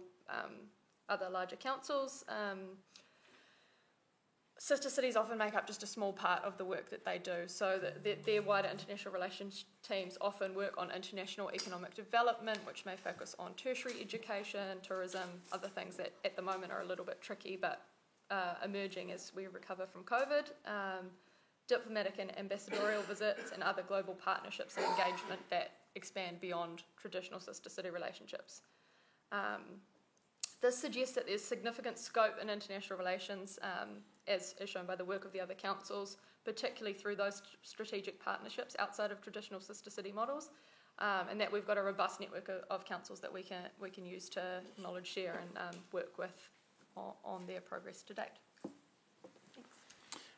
Thanks, Amy. Just before I hand over for any questions, so Amy's updates and the report should give you a decent flavour of some of the work that we've been doing, mainly to sort of rebuild those relationships. Some of them had fallen a bit stagnant, and we've been really trying to sort of reinvigorate them, seeing what we can make of them through an economic lens, hence this committee, but also through the other three well-beings as well. We've also been looking at what others do, and it is pretty clear to us that we've deliberately done it so far on a pretty small budget, just seeing what we can make of it.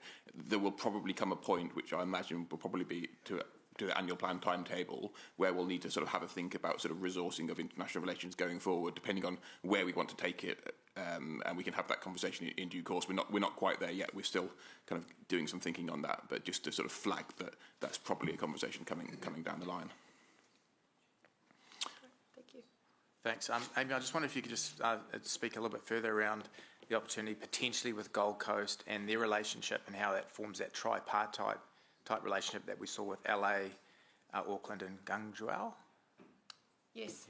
So the relationship that Ryan's referencing, the tripartite agreement between those cities. We had a great presentation from Auckland Council when we were down at the conference, and they've had a really fruitful relationship at the business-to-business level through conferences that they've held. So there's been delegates from Los Angeles come to Auckland, which is, obviously quite a big deal that might not otherwise happen, and there's been quite a lot of business deals done through that relationship. So we definitely see that there is potential for some form of tripartite relationship that could emerge. It's something that we want to consider going forward, and that the direct links, and I think it's been raised before, that it makes sense to have a partnership with somewhere relatively close like the Gold Coast, and then that link to Chengdu is kind of could be an important part of that as well. And from Chengdu to New Zealand, it breaks the trip up and makes it more economic as well. Exactly. Yeah, okay. All right, we'll go to questions. Councillor Martin. Oh, okay. Just on the Gold Coast, obviously, is that part of the strategy of a place? If you're looking at the eastern seaboard in Australia, and if we ever get back to, I'll leave this to you and obviously, but the direct links, all right? But the air links, because us being the gateway to Central North Island, Gold Coast potentially being a gateway to southeast Queensland in terms of that tourist stuff. But is there any analysis of other cities on the eastern seaboard? I'm just trying to see how the Gold Coast would stack. I mean, I think there's a logic in having some sort of relationship with an Australian town for obvious reasons. So one of the things we wanted to do, and noting that interest previously expressed in looking at the east coast of Australia, is doing some of that analysis. Gold Coast actually came to us proactively, and I think primarily because of the link with Chengdu. So that's how that one sort of came about. But we're certainly not discounting other options too, and agree with all the points you make, particularly around. Did they approach us because of our stunning winter climate? You cannot lie under oath. They approached us because of they've heard about our highly regarded, highly experienced senior councillors. No. But yes, of course they would, and Rob, they're certainly looking for Rob. But the serious edge to that question, I'm intrigued that, say, the Gold Coast, which you associate as a major mecca and a major town for Australasia for a range of reasons, right, has actually proactively on a search. Can you and I'm just trying to get a why, what their reasoning is, which could be quite fascinating. Yeah, I don't think they mentioned the sort of the climate and that sort of thing, but they talked about they'd done their research. They looked into sort of our industries, and they thought there was sort of good synergy there with what they do. We've only had an initial conversation so far. We need to follow that up and sort of really sort of test it, as you allude to, test it with other options on the Australian East Coast. No, but I'm just wondering about the complementarity, and if you move past what we all see the Gold Coast as, you're saying that economically there could be some really interesting synergies. Yeah, they also told a sort of really interesting story, or at least the start of a story about the journey that the Gold Coast has been on over the last 10 years or so, and they said it's been sort of transformational change over the last decade, and their economy has really diversified. So I think there could be some really interesting opportunities to explore there. But as I say, we're at the early stages of this. Yeah. You talked also about Wuxi and a virtual conference. I just mentioned to Chair over the tea break as if you could I mean, obviously you'll have the mayor, deputy mayor, chair, but just allowing a virtual lounge for the rest of us, just the ability to observe that. And some of us, historically, Rob and I, went to Chengdu. I've been to all the other sister cities, of course, but in my time. But the Chengdu was a really interesting thing. And forgive me, I will say how I love the Chinese media. They are so respectful of local government officials, and I really did like that. So, they do. The marvellous media there. But seriously, can I just ask a final question about Sacramento? Because obviously that's always been, when we established that with Sir Ross Jansen, it's always been the one that just hasn't ever caught a light. And I'm just intrigued as to exactly where we're at, or if that has now some solid possibilities for us. Obviously it's capital of California, its location. You talk about high tech. Yeah, and I think your point is well made about the sort of the history on this one. So we have established some contacts which we didn't have previously. So in particular, Mike, who is behind me, he has links into their economic development agency, and we've had a couple of high level conversations with them, and we're in the process of setting up a more detailed one, which Councillor Ryan will be joining, to kind of really trying to get into the nuts and bolts of where we can work together. On a different note, as you'll have seen in the report, we've also got a link into their zoo, and we've been talking about staff exchanges, animal exchanges through that. So you're right, it's probably the one where we're starting from the furthest back, but there's definitely keenness on both sides to sort of see what we can make of it. And obviously very much economic. Yeah. Thank you. I think, Martin, I'll just add to James's point that that one I think will be easier as we open up. If we're talking business-to-business relationships, often it's much easier to make those connections face-to-face. So that's something that we're trying to lay the groundwork for now, so that when we do open back up, those things can happen quickly. No, thank you. And I'll just interject to save Mike. I know Mike's looking up how would the work we're doing around the Tech Hub and their sort of Silicon Valley, their EV rollout, and how we might leverage off that resource and that sort of thing. So we're starting to layer those conversations up. Rob. Thanks, Chair. Around Gold Coast, are we taking business with us at this point in time? And the reason I ask that question is I'm aware historically the Waikato University has had strong links with Southern Cross University in terms of sharing staff.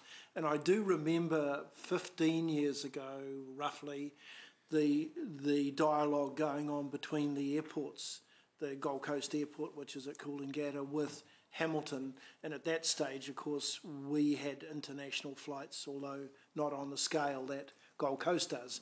But there were synergies in terms of similar size and so forth. So is it a good point now to be taking business with us? Because there may well already be those contacts and the ability to move things a lot faster now than just dealing with the local government over there, and local government to local government. Yeah, indeed. So our approach to this whole work over the last year in general has been not trying to do it all on our own, trying to work with the community, with business groups, with community groups with an interest in each of the partnerships. Specifically with Gold Coast, as I say, it's come up pretty recently, and we're just trying to work out kind of how we take it forward from here. But absolutely, we won't want to do it on our own. We'll want to think about who are the people with obvious ties or potential ties that we can bring with us. Good. Thank you. Okay, I believe that's the end of questions. Oh, Sean, did you have a quick comment?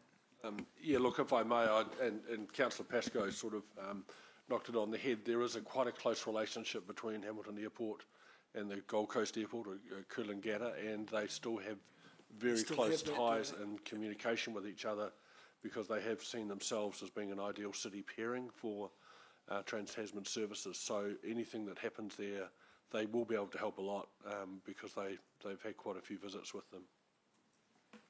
I'm pleased that that's ongoing, because I can remember it. It was active about 15 years ago. Yeah. And quite recently too. Good. Okay, thanks, James and Amy, for that. I'm happy to move. It's just receiving the report. Thank you, Councillor Wilson. I'll just speak to it very briefly. Most of you, as council colleagues, are more experienced than I around some of our international relations stuff.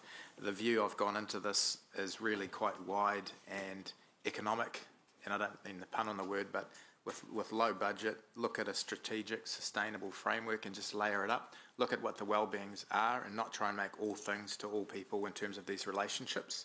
And we're finding some real nuance with that.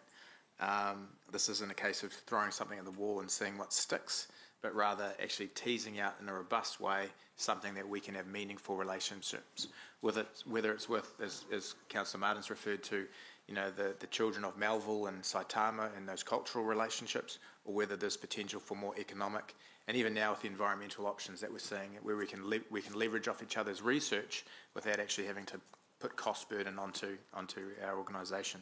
So just really excited to see this develop and perhaps what's been a more strategic way than we've looked at in the past. Councillor Wilson. Yeah, thanks, Councillor Ryan, or Chair Ryan. I fully support the initiative here. I congratulate you in your drive and motivation to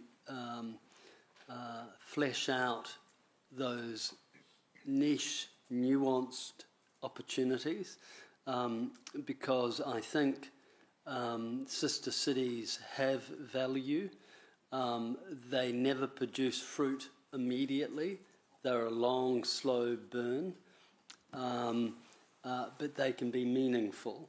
I've always advocated that they have to be underpinned by, ideally, either air or freight, or passenger air or freight links and or shipping links, or trade links of some sort. And so I see a great opportunity with developing potentially Gold Coast.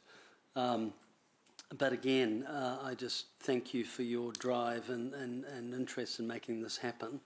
And it will bear fruit. We've just got to be patient and let you do your thing.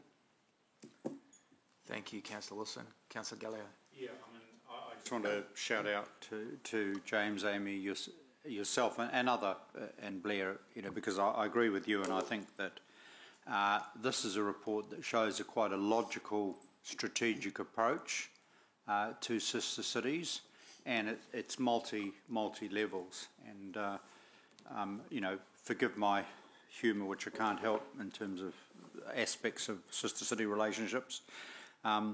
But I mean,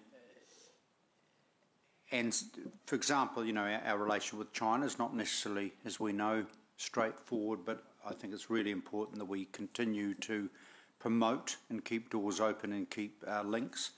And certainly really intrigued about the Sacramento, where you talked about some environmental issues, e-cars, technology, and certainly giving some deep dive, as Sean has said, with the City of the Gold Coast, as they're called. Our airport, their airport, have already had those close relationships. So whether in a post sort of COVID world, there are opportunities there. Obviously, one would be intrigued as to whether a sort of a sister city relationship added to that, added to those opportunities. But yeah, congratulations. Keep us in the loop. I think this has been an excellent report. Thank you. Councillor Rob.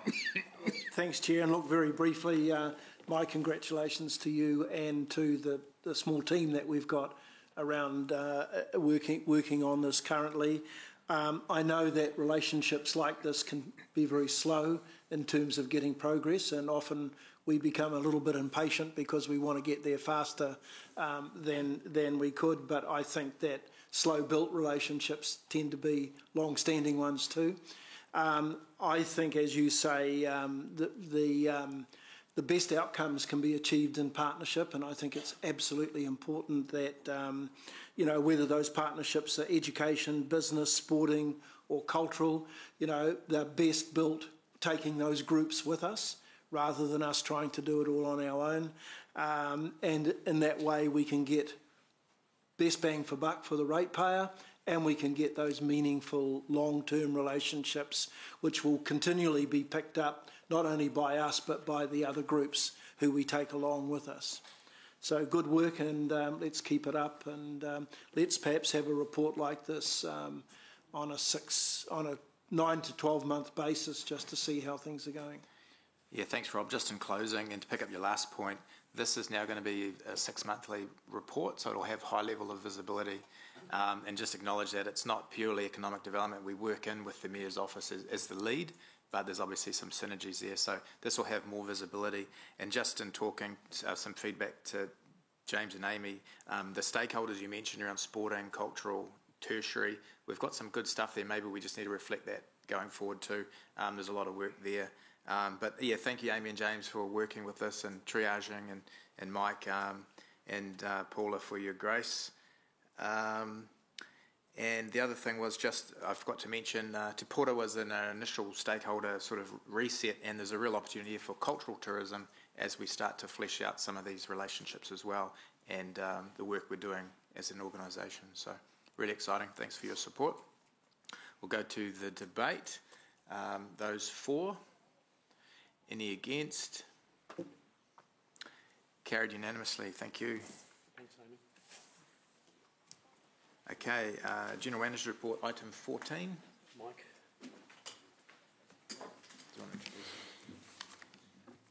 I'm just going to, thank you everyone, have Mike Bennett, our Economic Development Manager, to present the report. It covers a range of matters of real interest. So over to you, Mike. Good afternoon, Chair Ryan and councillors. I just wanted to run through the report and perhaps just frame it in the context of the agenda, the overall economic development agenda. I think looking at our initiative or one of the agenda focuses on partnering, focusing on partnerships and how we do that across the economic development ecosystem in not just Hamilton but the wider Waikato range. What we've done a lot of work on and highlighted in paragraph 7, 8, and 9 are working with Ministry of Education to put together a pilot program that seemed to sort of be middling, but we just put our heads down and worked with them quite closely to put together work to present to Te Pūkenga around a pilot program focusing on the tech sector and outreaching to, again, alongside Ministry of Education, outreaching to a program that embraces Maori, Pacifica, women, immigrants, refugees, and other people who sometimes aren't as included in the tech space. Huge buy-in from our tech sector employers as well, understanding that it's just a critical tool that needs to be done. So that's advancing. Hope to have an update next week from Ministry of Education on how that's progressing, but the idea would be that that would be something that would be championed here in Hamilton and the Waikato. Again, similar to that in the vein of partnerships, working alongside TGH on Ruakura. We've been called upon to help support both I guess I'd say politically with letters of support, but also more substantially with tangible facts and figures on why we think Ruakura and Hamilton is a great place for logistics businesses. They're actively pursuing tenants or people to come in. So again, working with them in the context, sometimes confidentiality gets in the way, so we're really on call for them to help support any efforts that they're working to bring companies into that park. Quickly then moving on, one of the agenda focuses was on a boundaryless approach. Item 10 focuses really on work that we're doing with Te Waka on, I guess I'd call it the re-envisioning of the Provincial Growth Fund with the renaming of Kanoa, the REDIU. And really what they're doing, the government agency there under MBIE, is the Regional Strategic Fund, which it's starting at 200 million, which isn't a lot, but we're working with Te Waka and other councils that roll up under Te Waka to put together by the end of the year our proposed projects to go forward and approach on that fund. So it's I think it gives more structure to the Provincial Growth Fund. And it also, I think, under 20 million has ministerial approval. Over 20 million goes to cabinet.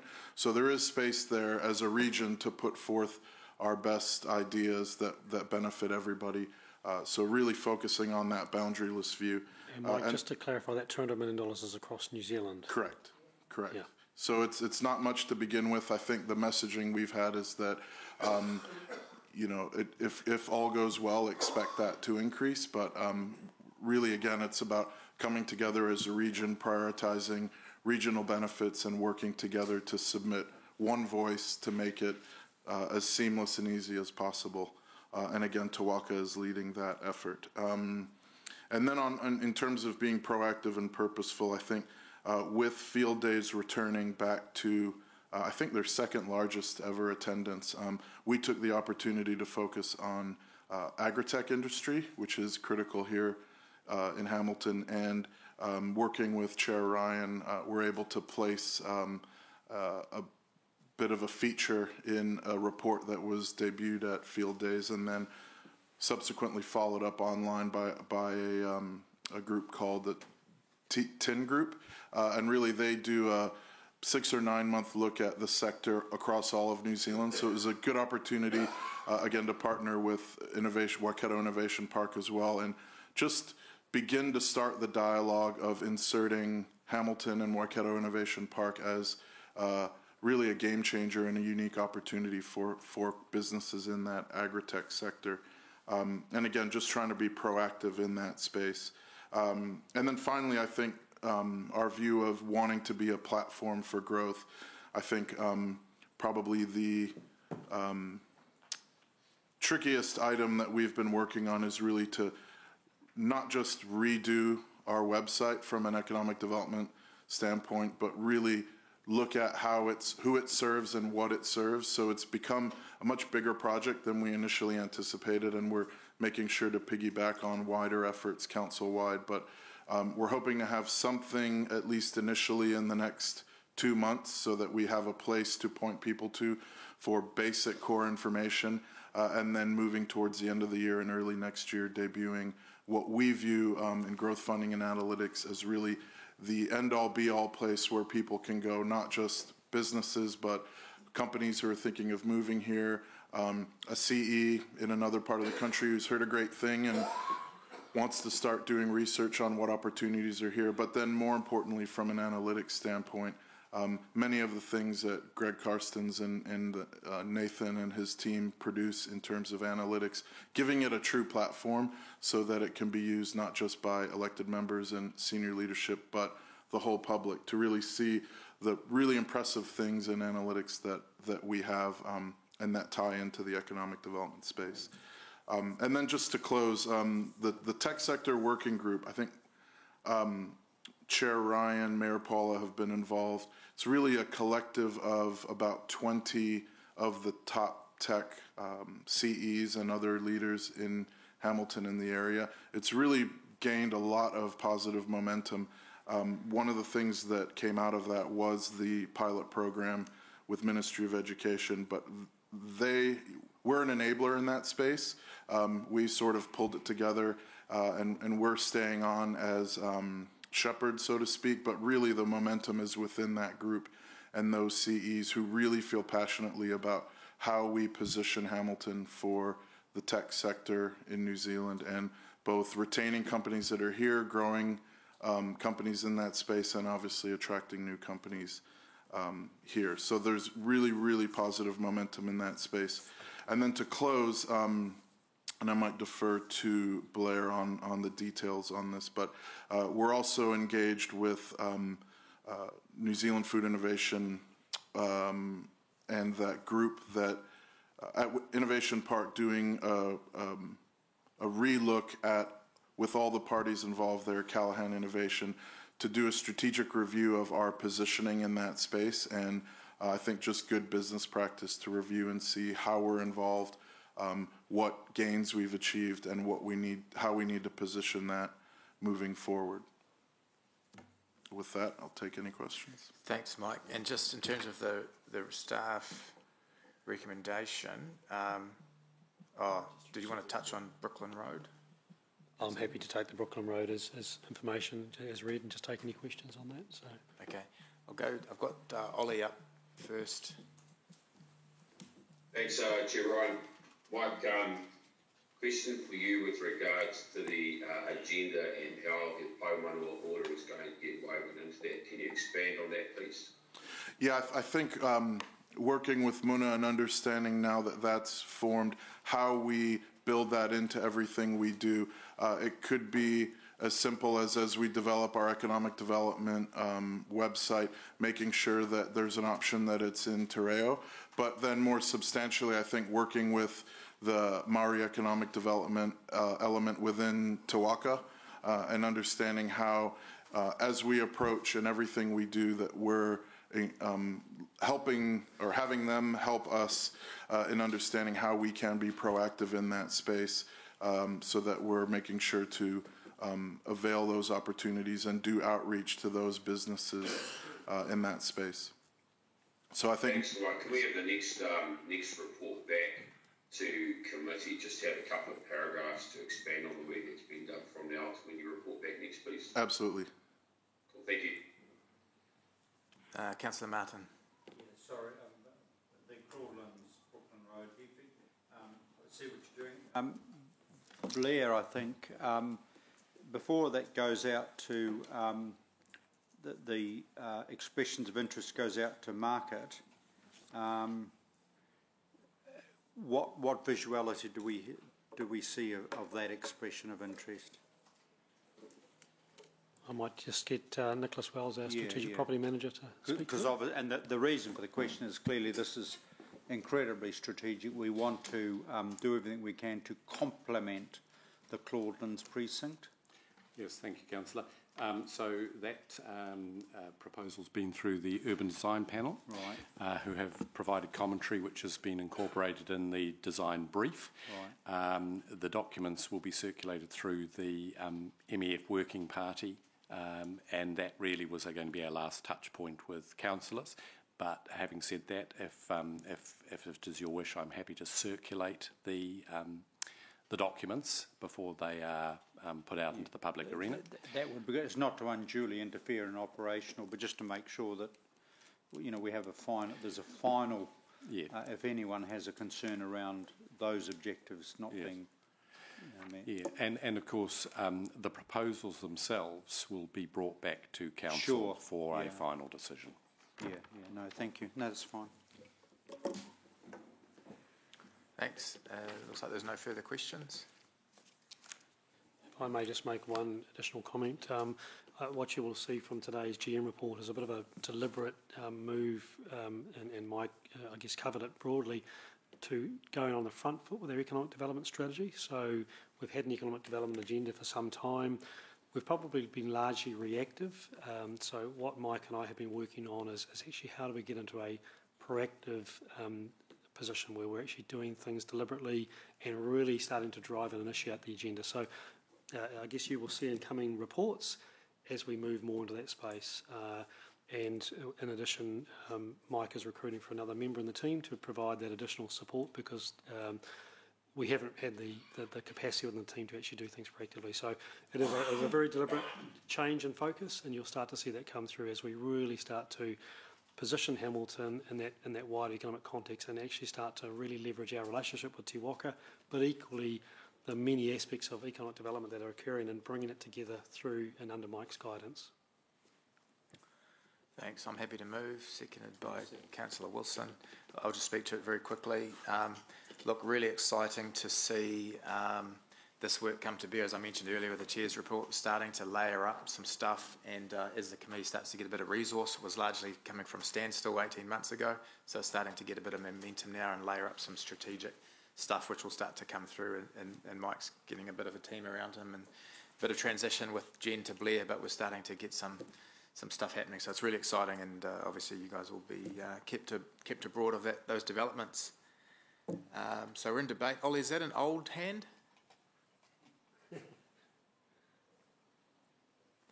Te Pora. Oh, sorry, yeah, it's an old hand. Yep. old hand at this Chair Ryan.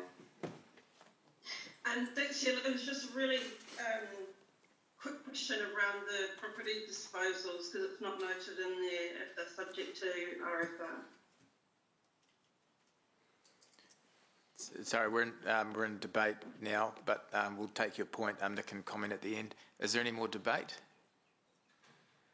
We'll go to the vote. It's just that we receive the report. Those in favour and against. Sorry to put it. Nick, did you just want to respond? Thank you, Mr. Chairman. Yes, in respect to RFR, as part of our standard due diligence when we come to dispose of any piece of council property, we do a search to ensure that any obligations to former owners under any piece of government legislation are covered off. So effectively, in the case of the Brooklyn Heaphy property, we have investigated that and there are no RFR obligations on that property. Cool. Thank you. Okay, we're going to move to item 15. You might as well stay there, Nicholas. And it's ironic that Koro Dave has arrived because I think this was partly his doing. So we welcome you as an unofficial member. Koro? Great. Seconded by Councillor Martin. We are on page 291, item 15. Thank you, Mr. Chairman. I think the report is pretty self-explanatory, but just in terms of a sort of an overview, the Council's had a long-standing policy that encouraged the freeholding of these categories of the Municipal Endowment Fund assets, and that's served the Council very well over a long period. The reason for it was that effectively, given the way in which these lands are encumbered, the return has traditionally been very much lower than that which would have been obtained by depositing the funds in the bank. What has changed, and this was highlighted in a recent application, is that that's no longer the case. So the macroeconomic situation has significantly changed, whereby cash actually is no longer the way to go, and it's better to hold the properties. So what we've done is reworked the policy to make it very, very clear to everyone that the council has an authority to decline. It's not promoting freeholding in quite the same way that it once did. It suggests also that the situation needs to be beneficial from a financial point of view for the council in order to agree to freeholding, and it places a 2-year moratorium on freeholding applications leading into the 21-year review. And the reason for that is that in that period, the value of council's interest in the land is at its lowest, comparatively speaking. So I'm happy to take any questions on that, Mr. Chairman. It appears we have none. It's been moved and seconded. Is there any debate? None. Those in favour? Against? None. Carried unanimously. Thanks, Nicholas. While you're there, we'll go to item 16, Municipal Endowment Fund Quarterly Report. Mr. Chairman, again, the report is relatively clear. The attachment which is provided with the report shows the profit and loss statement for the endowment fund and the relative values of the component parts, as well as the returns. Also on the right-hand section of that is an additional table showing the strategic investment properties profit and loss statement. So those are properties that sit outside the MEF. And then we have some totals at the bottom. I'm pleased to report that the overall value of the MEF has increased significantly over the past year as a result of property revaluations. Again, happy to take any questions. Thanks, Nicholas. Some questions, if I may. Is the work of the MEF fund and what you see before you, is this particularly exciting for you? Indeed. Well, if I may, indulge myself for just a moment. Look, it's fair to say that the MEF has been, what's the word, in abeyance, suppressed, not utilised in perhaps the way it should have been for the last few years. And there were reasons for that. But I think now that decisions have been made to re-energise the MEF, it's particularly exciting because, of course, it can be deployed in a number of ways that are ultimately beneficial for the ratepayers of Hamilton. So, yes, the short answer to your question is it is exciting for me. Just for, obviously, listeners and people that might find this information via stuff or other means, what does this mean to the general public when they see this MEF fund circulated? Well, it means a couple of things. I mean, the first is obviously there's a large portion of the MEF which is currently sitting in a restricted reserve, and that's earning a very low rate of return. Obviously, the challenge facing us all is to increase that rate of return from its current level to a much higher return. But at the same time, to utilise the fund in a way that galvanises development of an appropriate sort in the CBD and the broader Hamilton region. So there's a development option as well. But effectively, the funds allow the council to develop properties, amenities that would not potentially otherwise be developed, and at the same time generate a market return.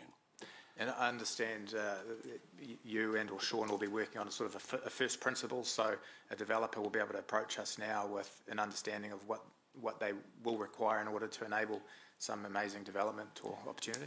Yes, that's absolutely right. So we are working up currently a communication strategy which will clearly set out the principles that are going to govern the deployment of this fund, the way in which the council will consider investment opportunities and development opportunities, what the drivers are going to be for those decisions, and that's going to be circulated publicly and amongst relevant communities so that everyone is very clear that we're back in the market, we're looking for opportunities, and what the parameters of those opportunities will be.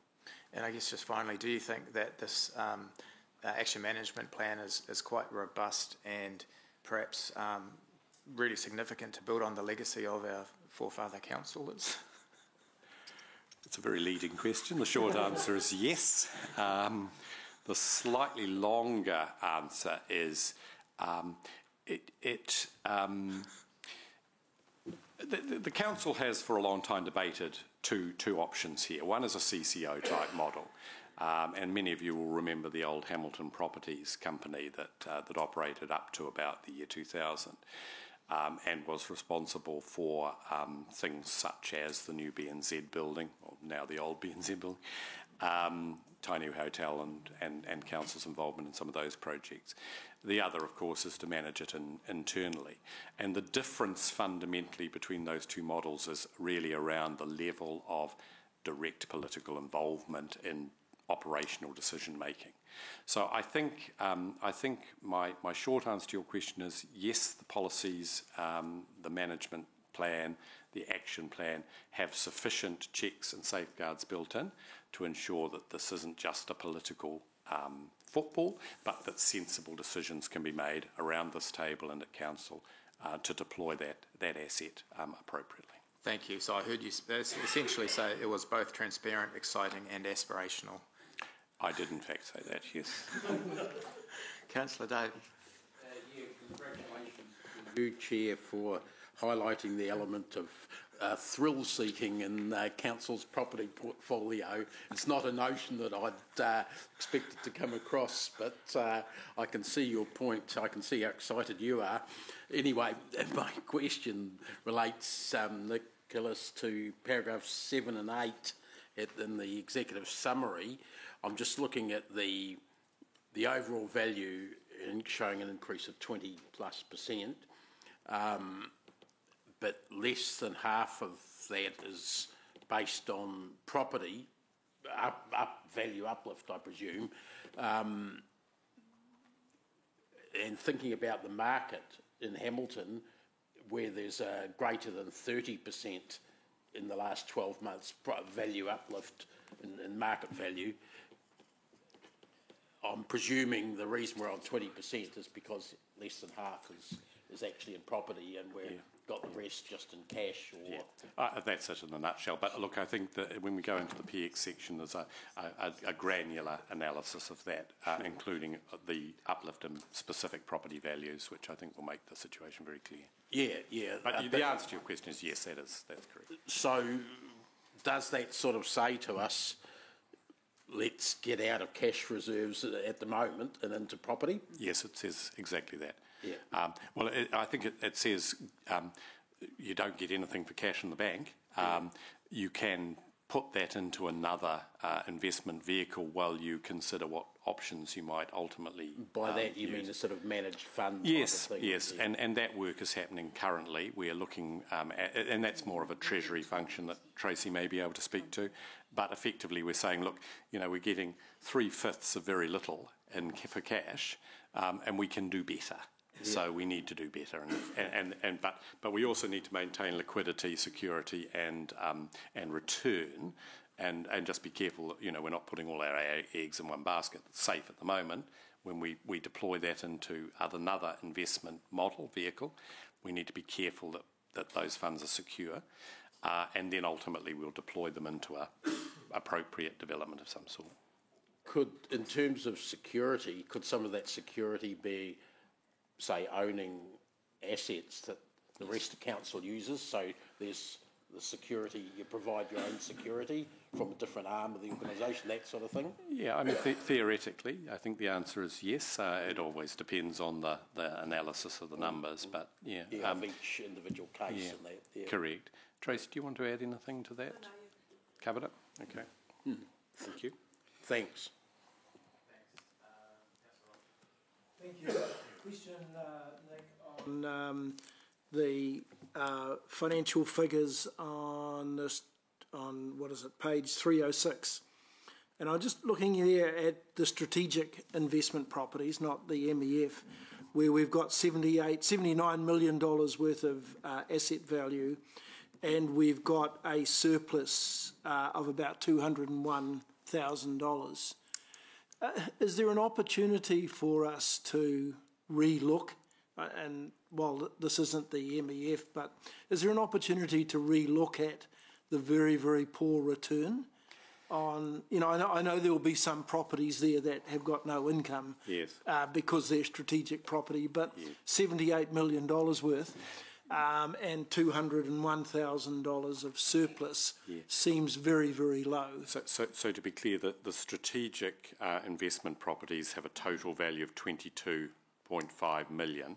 When you add that to the value of the MEF at 56, you end up with $78 million. Well, that's not what it says. It says total strategic property asset value, which I assumed was that. So, okay, well, I've misread. So, Councillor Rob, if I may, if you look to the bottom, it's actually the 2.4 million. So what the 201 is expenses. I was going to ask you a question on that because I don't know what that 1.9 is. So that was my next question. But in terms of cash surplus, it's 201,000, isn't it? No, so the 201 is the expenses. Ah, sorry. Yeah. So if you start from the top, the 762,000 is our revenue. The 201 is our expenses. The 1.9 is our gain. Obviously, we've just been through a revaluation of all of our properties, so that's our gain on revaluation. And then you've got your total accounting result at the bottom. Which so is our return is before the revaluation is about 490,000, isn't it? Yeah, okay. Yeah. Just a different way of accounting to the way that I was taught without having that line in there. Okay. But even that is a relatively small return, isn't it? Yeah. If I might just, we'll look at this when we look at the granular detail in the public excluded section, but in terms of those particular assets, they function as principally as car parks. So they have been identified for a long time as development sites, strategic development sites, but they are generating an income. as a car park. Albeit relatively low relatively income. Small, comparative to the value of the asset, certainly. Okay. Thank you, Chair.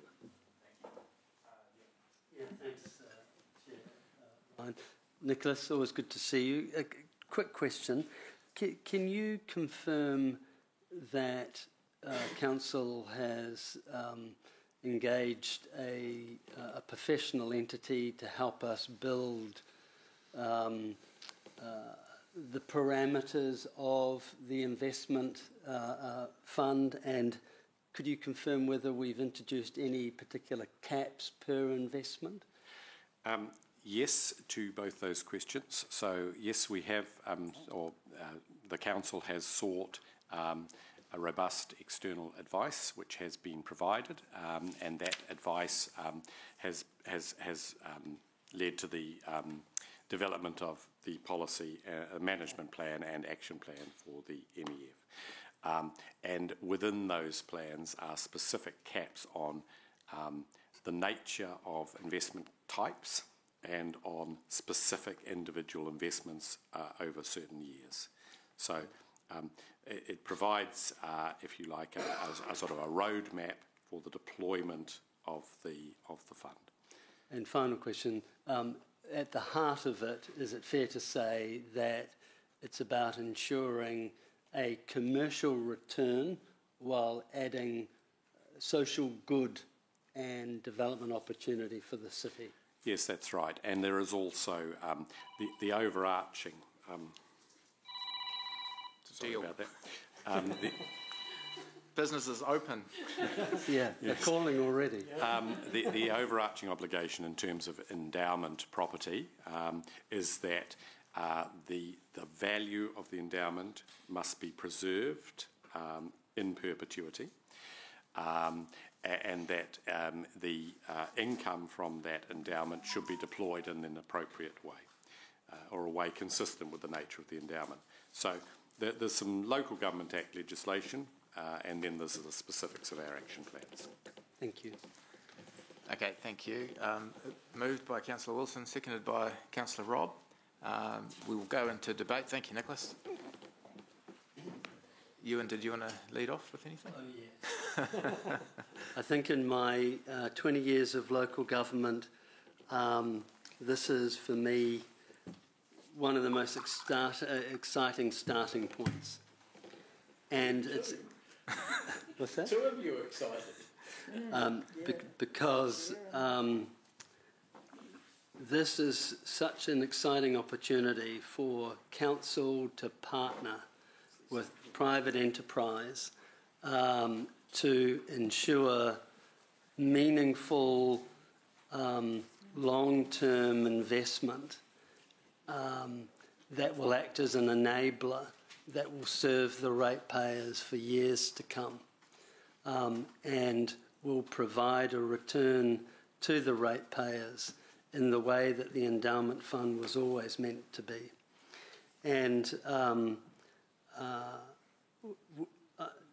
I think the MEF committee has worked really hard to ensure that we're doing this in a well-structured, we've taken great advice, and the fact that Hamilton is saying today, we're open for business, we've got a fund that we're about to articulate, and we're interested in having partners come to us and partner with us in exciting developments, is transformational. And I'm just really excited about being part of it, and I look forward to seeing the benefits flow to this great city. Shall we cue Thunderstruck now, Twana? Councillor Robb. Yeah, thanks. And look, I'll echo Councillor Ewan's comments. I think for the first time in my 8 years around this table, I'm seeing some degree of freedom being offered to councillors to move this forward. I've always had the view that it's taken a back seat. It has been interpreted in a way throughout those 8 years in different ways that have suited what has been an outcome that is being sought. And who knows, we may well end up with a CCO, which is where we started and where it finished around 2000. If we don't, we'll certainly have a much stronger oversight over this in a way that we do manage the endowment fund in the way that the legislation intended we manage it, and not in the way it had been otherwise interpreted, and that we do have, if you like, a pot of funds that will allow us to do some investment in the city, either on our own or with partners, and bring some strategic outcomes. You know, we talk regularly about hotels. We talk about having buildings in the right part of town that will engender economic activity, not just in and around those investments. And this is perhaps the strongest vehicle that we have in order to drive that. There's also the prospect of being able to grow it, which we haven't been able to do over the last 8 years because it's simply become a cash fund, and I'm not sure that that has given us the best outcome given the property market over recent years. So look, full hats off to getting this going, and let's hope that we can now move with some speed, not undue haste in terms of where the investments go, but with speed to bring around this positive outcome. Thanks. Fantastic. I was just going to go to Councillor Martin. Mike, can I get you a coffee there in the back? You good? You're good. All right, thank you. Councillor Martin. Look, if both Councillor Pascoe and Councillor Wilson are excited, then I'm very excited. All right, and if they are excited together, but seriously, an open mind, Rob, in terms of whether it's a CCO, what is the device? We don't die in the ditch on that. It's just what is the most appropriate. Look, the reason for my excitement is, to me, this with where local government is going. This, I think, is what I call part of core business. And if it's going to make a contribution to a vital, active, well-designed city with good urban developments, good urban landscape, and we're a player in this with private sector, then I fully support that. And it's obviously the outcomes that this is designed to achieve. And as you alluded to earlier, acknowledge and honour Ewan for reinvigorating this whole part. And I do take Rob's point that we've possibly at times lacked a clear focus in this area, and I think that's a valid criticism, and I'm hoping now that we're, dare I say it, I think, back on track. Thank you. Thank you. Mayor Paula. Thank you, everyone. I agree with the sentiment of all my colleagues here, and that's exciting in itself, in that we've come to a position of common understanding as elected members about what the best way to deal with this opportunity is. I spoke earlier and said thank you very much to Ryan and Ewan, who's been dealing with this as a portfolio key interest for himself, which is great, because you've done a great job, Ewan, so thank you very much. And I think, just to reiterate my points, this is about using what we have wisely to get the best return for ratepayers today and tomorrow. And the endowment fund was earmarked for future generations, quite rightly. It's implicit in the name, I guess. But we should still be using it to get as many win-wins as possible. So if we can get a good return for future generations, looking at that in a smart way, not just as a small return on the bank account way, I think or offsetting rates, we can actually deliver greater value to our community. So I'm really excited about this. I just, as I said, caution earlier on, we need to be on the journey together. And so keeping the wider council, you've got your working party that you approved this morning, but keeping this in front of council as it goes on will ensure there are no unwanted political surprises when we first come to a really good project to do. And we do need the buy-in of council at large, and also the community. They need to understand what it is we're doing, why it's a good idea, and I think we're so much closer to that. So thank you, everyone. Fantastic. I don't think there's any more debate. So those in favour? Against? Carried unanimously. Thank you. Sean. Item 10.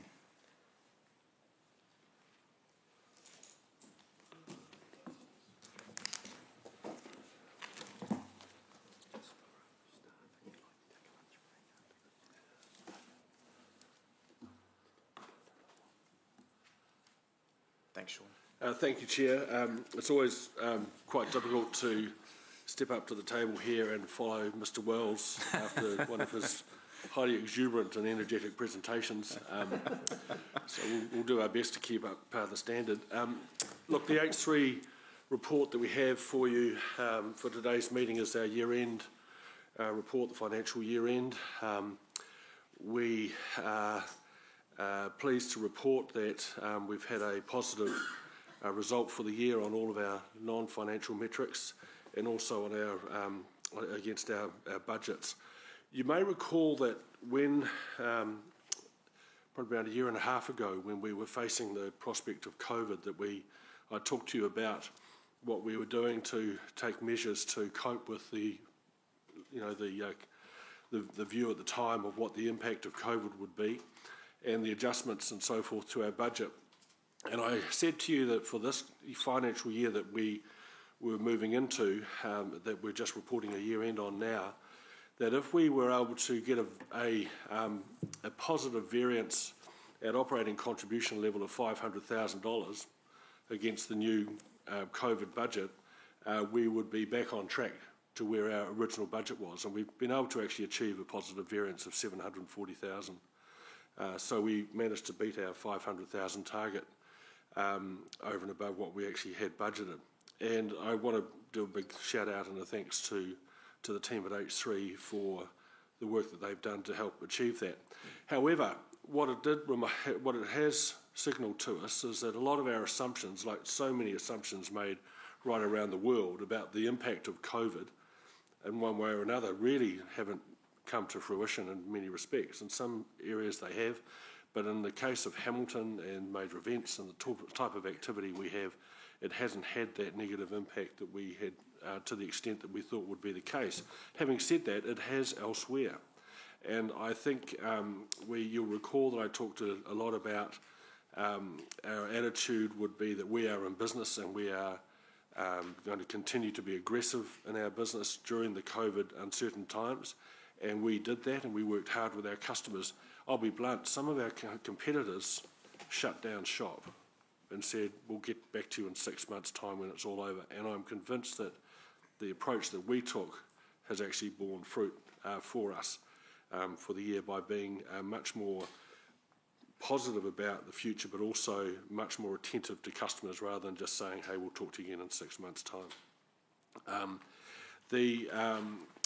The only downside, I guess, that I would report in terms of the activity that we've generated has been the mega conferences. So whilst Jason reported earlier on today about how business event numbers and our market share across New Zealand has strengthened for Hamilton, some of the really big conferences have failed to fire because of COVID and the sheer numbers that we're having to cope with. The other downside that I'd report to you for the financial year is that ordinarily the H3 operation would have had a staff turnover of around 10 to 12%, which was probably a little bit low, for a business of this type. However, our staff turnover this year has been closer to 22%. And that's a reflection of what you are hearing right around the country and elsewhere around the world, where people are making lifestyle choices as a result of their COVID experience. But probably more commonly for us, it's where people are actually chasing increased income and security. It's not just affecting H3, it's also having quite a marked impact on a lot of the subcontractors we use. We use probably over 200 staff through various means as a variable cost for subcontracting. And so the challenge we actually have ahead of us is, at the moment, is more to do with staff and competitive pay levels and that. So that's something that we are bearing in mind for the year ahead, where we're going. We are having a look at our forward book for the coming financial year, which we've just started, and it's very, very strong.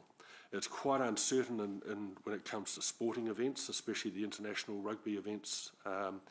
So on. We've got some exciting news going to come out, not on rugby, but on another international tournament coming our way that will be out in the next few weeks. But that does remain uncertain, so we're just going to roll with that side of it.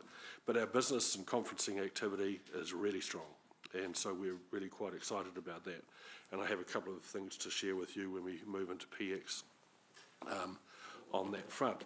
So if I may, could I ask that the video clips, just the first two that and I'll talk to these once they've been finished.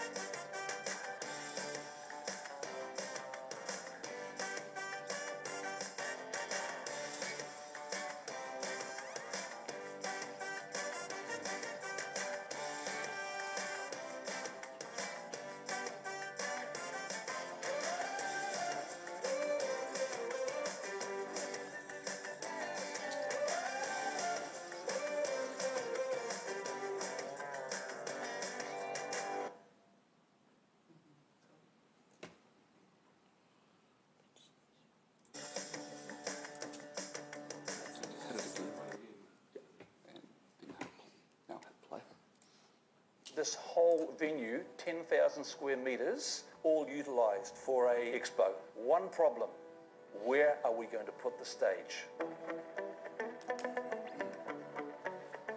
In a nutshell, we did have an exhibition that was taking up the arena floor that we otherwise would use for a dinner. The concourse was taken up for the networking part of the event, and we still needed to create a space for the awards part of the evening.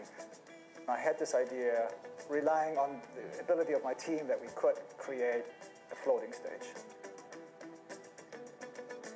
So as far as the team goes, and as far as Clotlands goes, our point of difference across other venues in the country is that we actually have an in-house team of experts that can facilitate rigging, audio, lighting, AV solutions. We're all very solution-oriented. There's a very creative ability within the team, and being able to draw from that and just look at the big picture and then create solutions for the clients. So on the evening, once it all came together and it all was go, there was a very proud moment and a very great moment of accomplishment for the entire team, I would say. And for the client, the floating stage ticked a number of boxes. It meant they could keep the event all in one space. It was very unique and innovative, wow factor, and very convenient for everyone.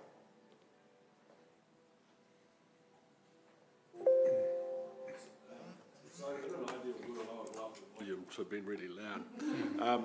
But look, I wanted to show you those video clips. We do video clips for some of the major things that we do on site at H3. That was a particularly big business event, the largest of its type in the country. It's a private event. It's not a public event, not ticketed or anything else. They took up every square inch of Claudelands, and hopefully you could sort of discern the floating stage that we talked about that they could do for their presentation. That is an example of both what our technical capability is for finding solutions for customers, and we do things like that a lot. But it's also an example of an event coming to Hamilton that is massive. For 4 or 5 days, all of those people staying here and having a really, really good time. And they have rebooked with us. This event takes place once every 2 years, and they have rebooked with us on the strength of the team's performance, including Montana, for the catering and hospitality side for the 2023, which we're very excited about. And I do actually want to give you a little bit of inside knowledge on another aspect of that particular conference when we go into PX, just so you have a sense of what we're about. So I would be happy to leave it at that, if I may, and I won't go into the detail of the report. The numbers are there, but happy to take any questions.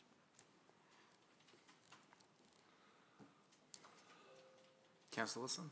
Yeah, I've just got one question. This is no doubt a world-class facility, and you've been really blessed with incredibly talented staff. Can you help try to give a guesstimation, Sean, of the sort of economic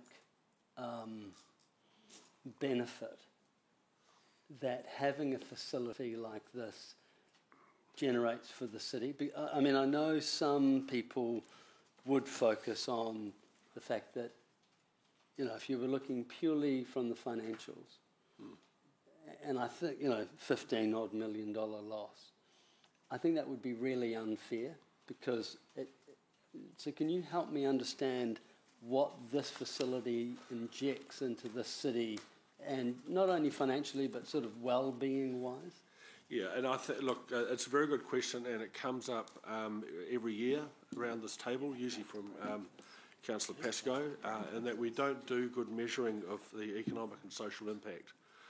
However, we have embarked on it around 3 or 4 months ago. We've got a program in place so that this time next year I'll be able to report to you much more fully on the economic impact.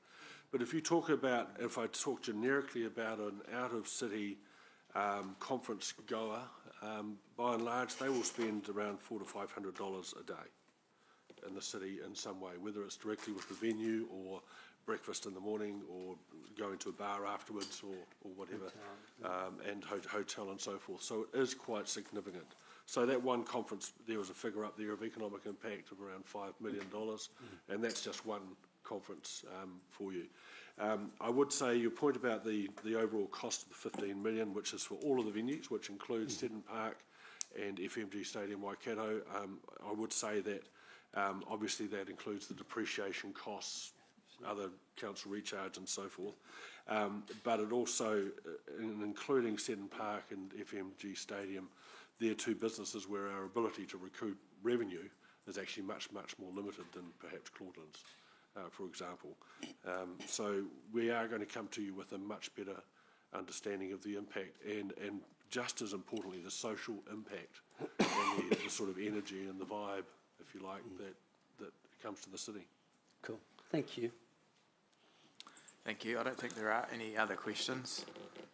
I'm happy to move. It's that we're receiving the report, seconded by Councillor Wilson. Is there any debate?